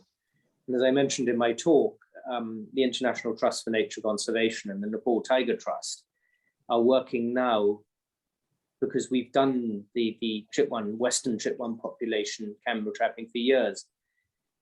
We know that's pretty good. So now we're looking, where do all these young adults go outside the park? Because they're all pushed out to sort of learn how to grow up. It's the sort of tiger equivalent of a gap year, I suppose. Where do they go and what happens to them? Because it's an ultimate sense, what is the point of breeding lots of tigers? And this is obviously not, this is natural breeding, for them only to go and get killed outside the park and one or two to keep back just to replenish the population. That's, at least the population is replenished, but wouldn't it be better if we could have an expanding population, mindful that we've gone from the classic sort of number plucked out of the air of 100,000 tigers down to probably 6,000 or 7,000. So that's the key challenge, shall we say.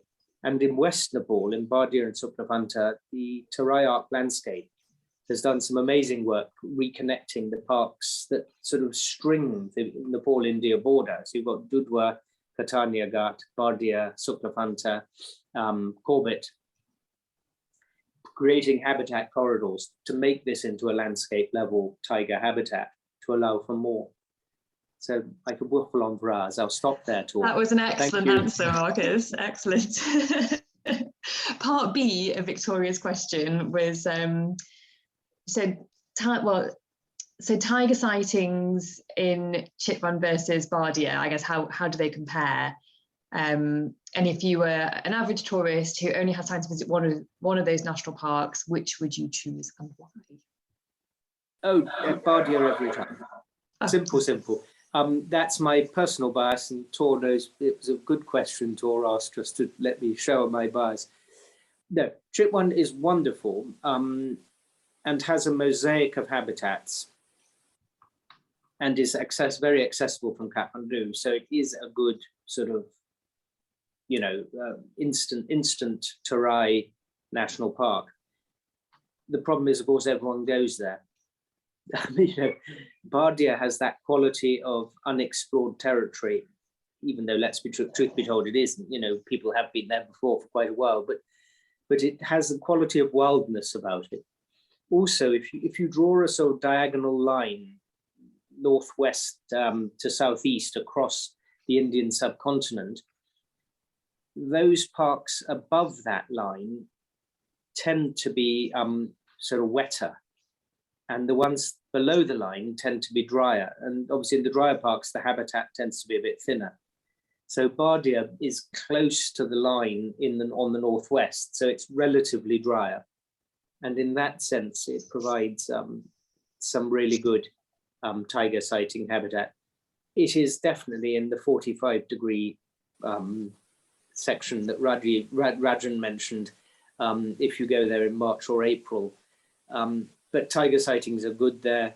The other great advantage of Nepal's national parks, bar 1 or 2 in India, is that there are no set times and set drives, and you're allowed to get out and walk. So you really can explore the different habitats. You can take a drive, go and sit up in a machan, an observation tower for a couple of hours with some binoculars, and make a great sort of combination safari.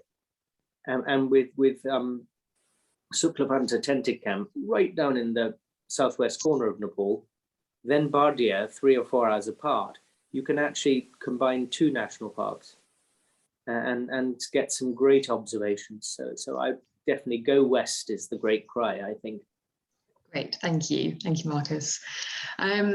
I feel like I didn't quite sew up the best time to travel because questions are pouring in now on all of your countries. So I'm going to come to each of you in turn and get this one nailed.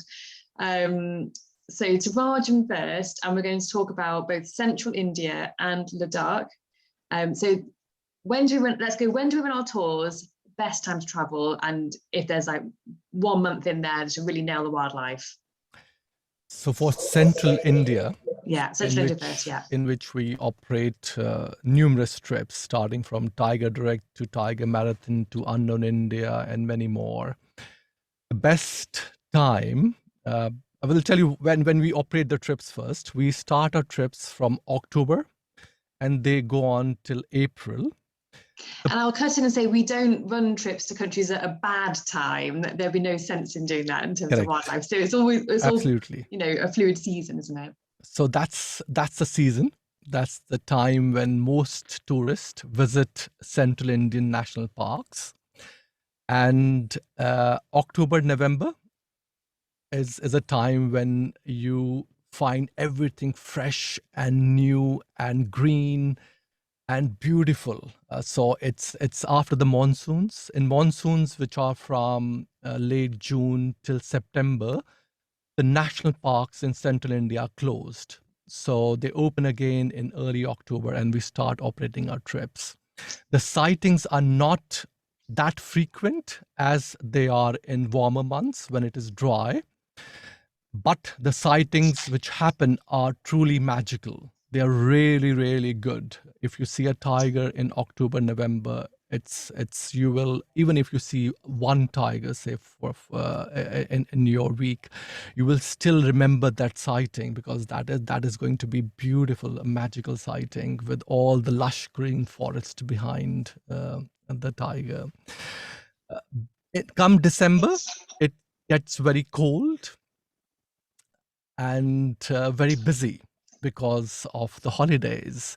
It's school holidays, Christmas holidays, New Year holidays. So you will see a lot of people visiting these national parks, not only international tourists, but huge number of domestic tourists.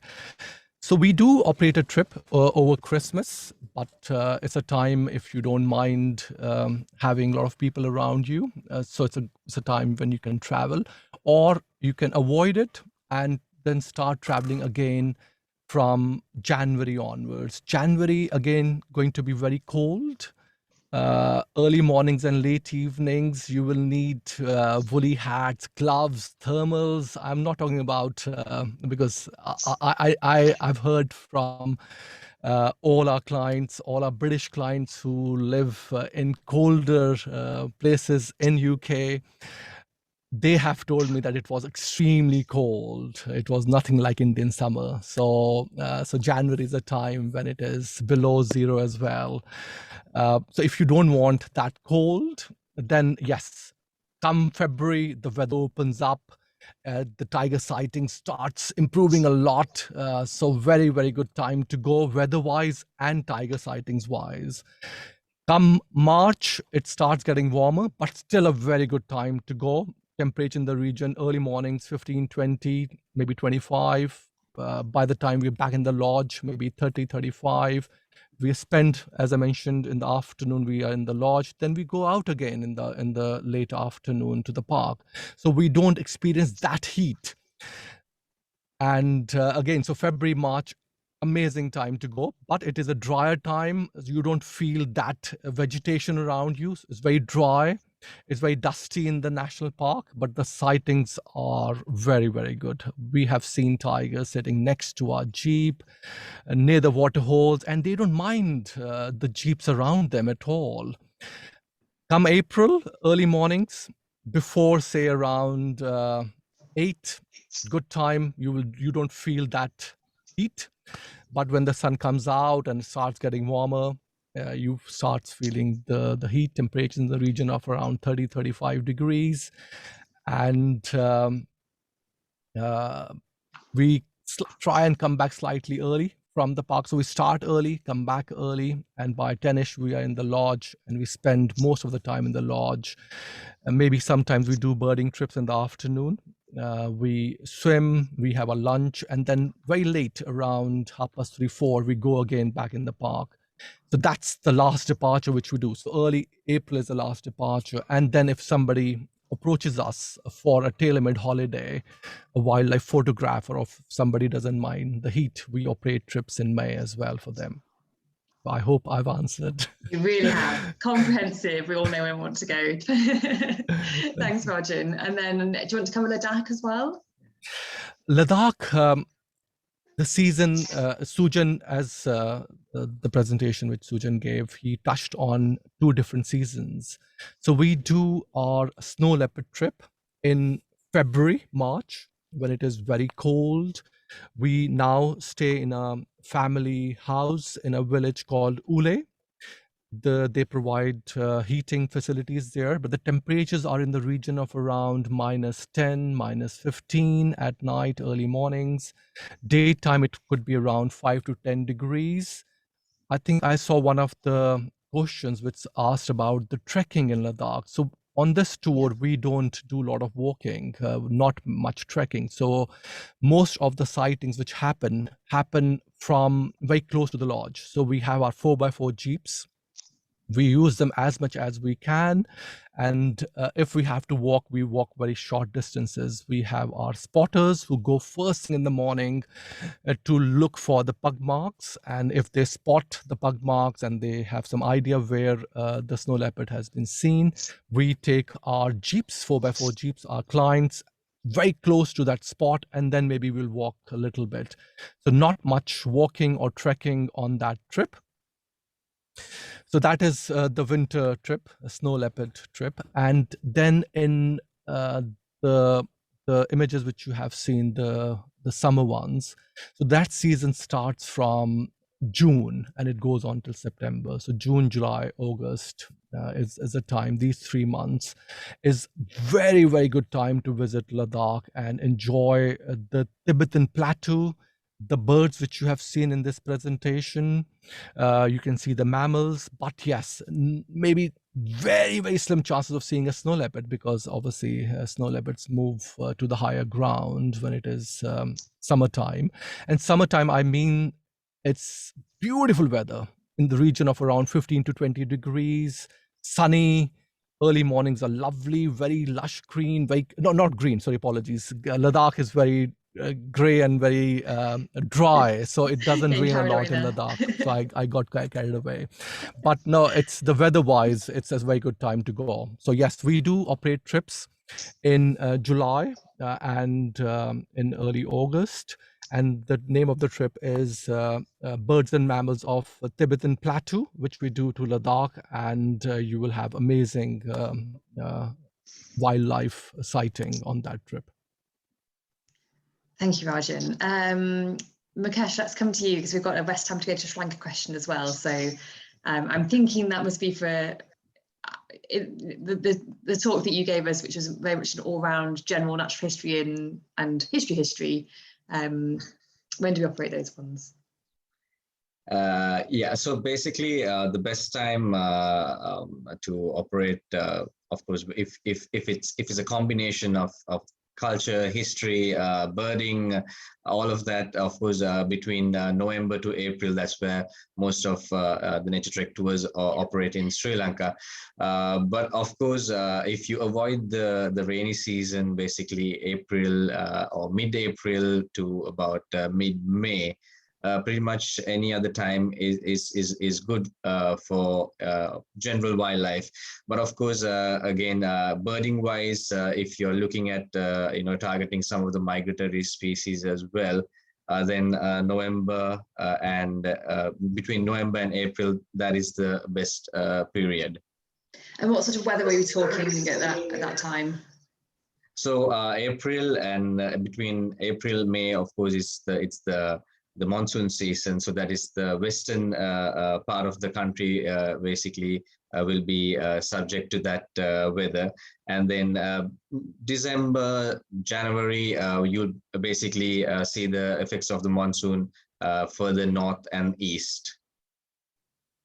I will quickly add that if somebody's keen on seeing the elephant gathering, then I'm sure Mukesh will agree with me. July is a very good time, isn't it? That's correct, yeah.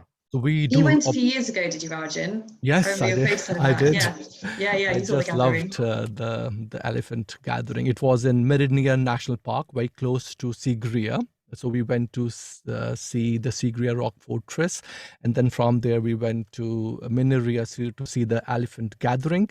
And we do a trip called Sri Lanka Mammals in July. This July we'll be operating the trip. We already have 11 people booked on that trip. People love that trip because it's a time when not many visitors are there, and you have amazing opportunities of seeing elephant gathering and other mammals as well. Excellent, thank you. Here's a good question. Do we include bat watching in any of our Sri Lanka tours? Do any of you guys got the bat detector? We do that on a lot of our European trips. We head out with a bat detector at times, but. So basically on our nocturnal mammal tour, which is due to operate on the 27th, basically 3 nights that we spend in Sigiriya, we have a monastery that we visit, and the head monk has been very kind to me for the past 5 years, and has actually given me permission to go into their sleeping quarters, where basically it's a cave complex. So when they are meditating, they use these caves. But during this time that we go, basically it's not being used, and then the bats come in there. So we actually go there and target at least about 5 different species there. But of course, we don't use bat detectors. What we do is we quickly take a couple of shots, and then we go back, and then we sit around the guidebooks, and it's a good experience, and we keep counting so many hairs on each bat to identify them. But of course, we've managed to identify at least about 5 different species, and of course on the nocturnal mammal tour we will do this. And so that's the Sri Lanka by Nights tour. And also on the mammal tour, which Sri Lanka Mammals tour, which Rajan was talking about, the previous tours that I did lead, depending on the requests of the clients, we are very flexible. Any particular need, any species that they want, we are very flexible to make those changes. And even any tour, in fact, on our wildlife and history tour, also we do have one night that we go for a night drive, and then we do target these bats as well. Perfect. Thank you. Back to you, Rajan. I don't know the answer to this. Are there any tours where you can combine seeing tigers with Asiatic lion? We have a lovely trip called Rare Birds and Mammals of Gujarat, in which we go to see Asiatic lions to Gir Forest National Park. And in the past, we have added a private extension to see tigers in central India.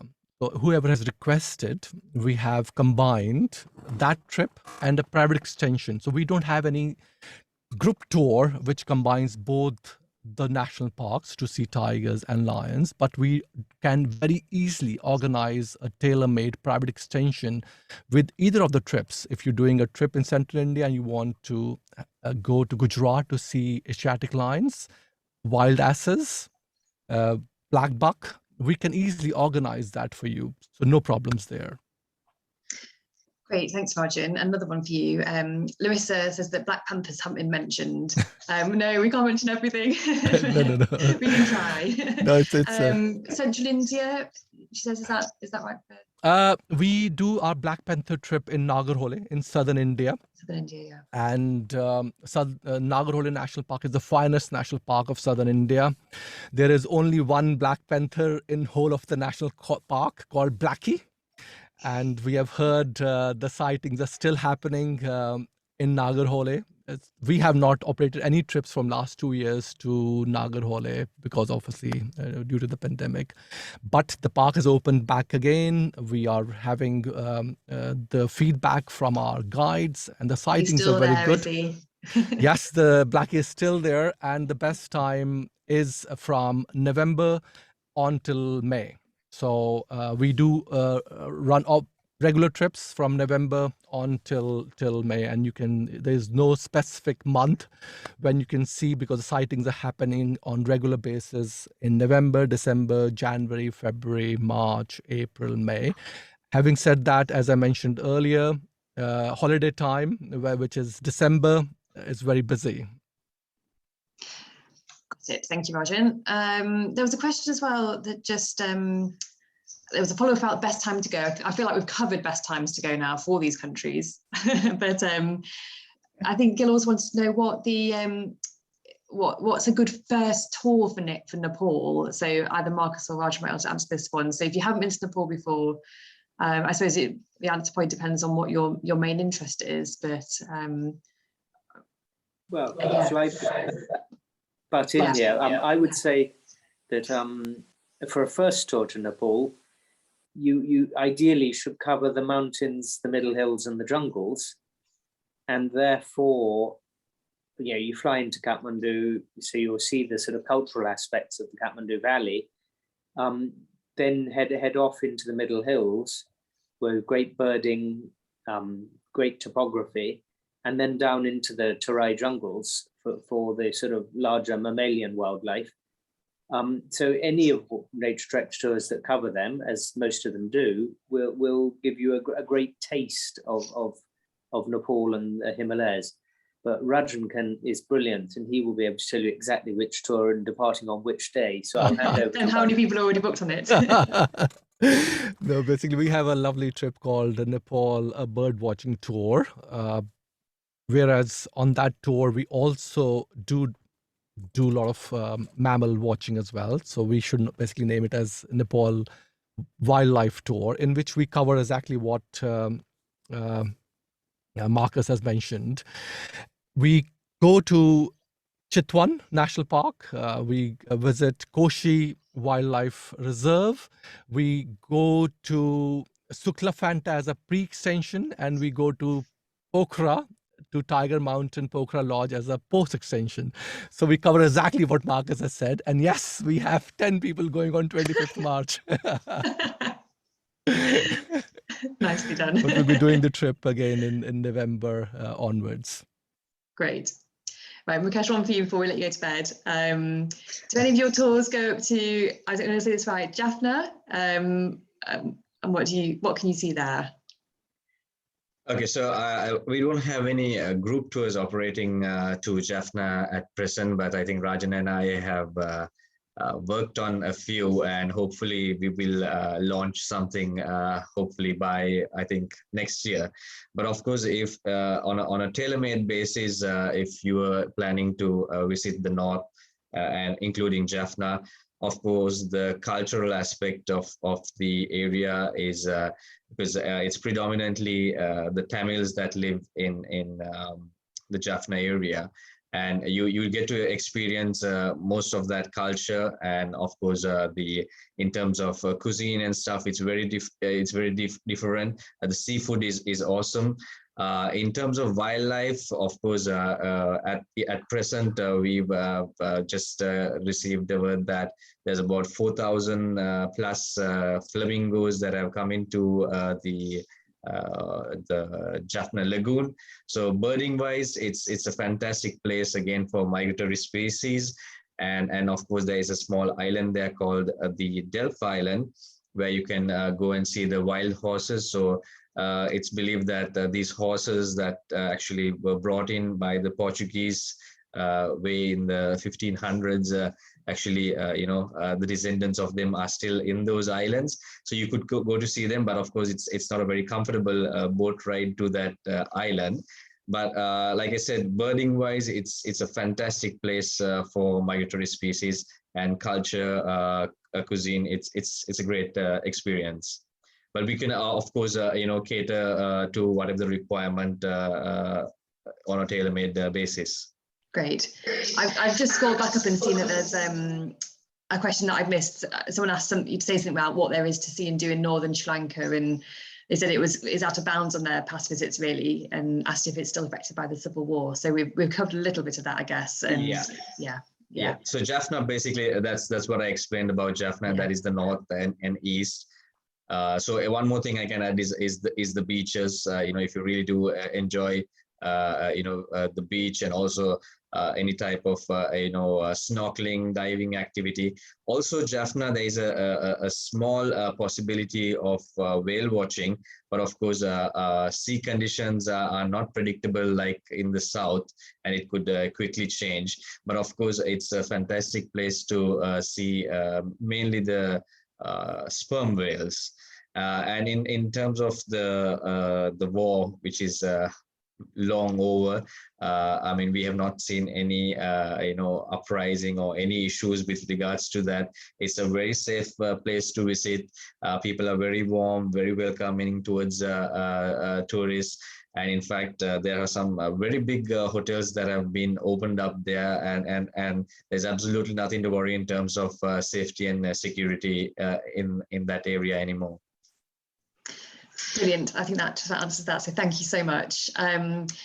There's a message here from Jennifer Rajan. I'm going to email it over to you because it looks like a bit of a tailor-made inquiry coming up there. So Jennifer, we'll come back to you on that. I'm not going to keep Mukesh and Marcus up any later. So I think that just about gets us through all the questions. So thank you both so much for joining us. I know it was really late for you. So I hope you can get off to bed in just a moment. We really appreciate your presentations. I'm joining us for questions. So thanks to both of you, and of course to Rajan down the road from me in Hampshire. It's been a really lovely evening. So thank you to all of you. Thank you very much. We'll be back next this Thursday, in fact, is the next Naturetrek Roadshow. We're not going nearly so far afield on Thursday. We're going to cover the British Isles. So for those of you who fancy a bit more birding and wildlife on your own shores, then come and join us on Thursday, and we'll take you some interesting places again then. So that's all for now. Everyone get off to bed now. Thanks again for joining us, and we will see you all soon. Thanks. Bye. Mukesh. Thank Thanks, you. Marcus. Thanks, Bye. everyone. Bye. Thanks, Thanks, Rajan. Kerry. Thank you, Bye, Kerry. Marcus. See you all.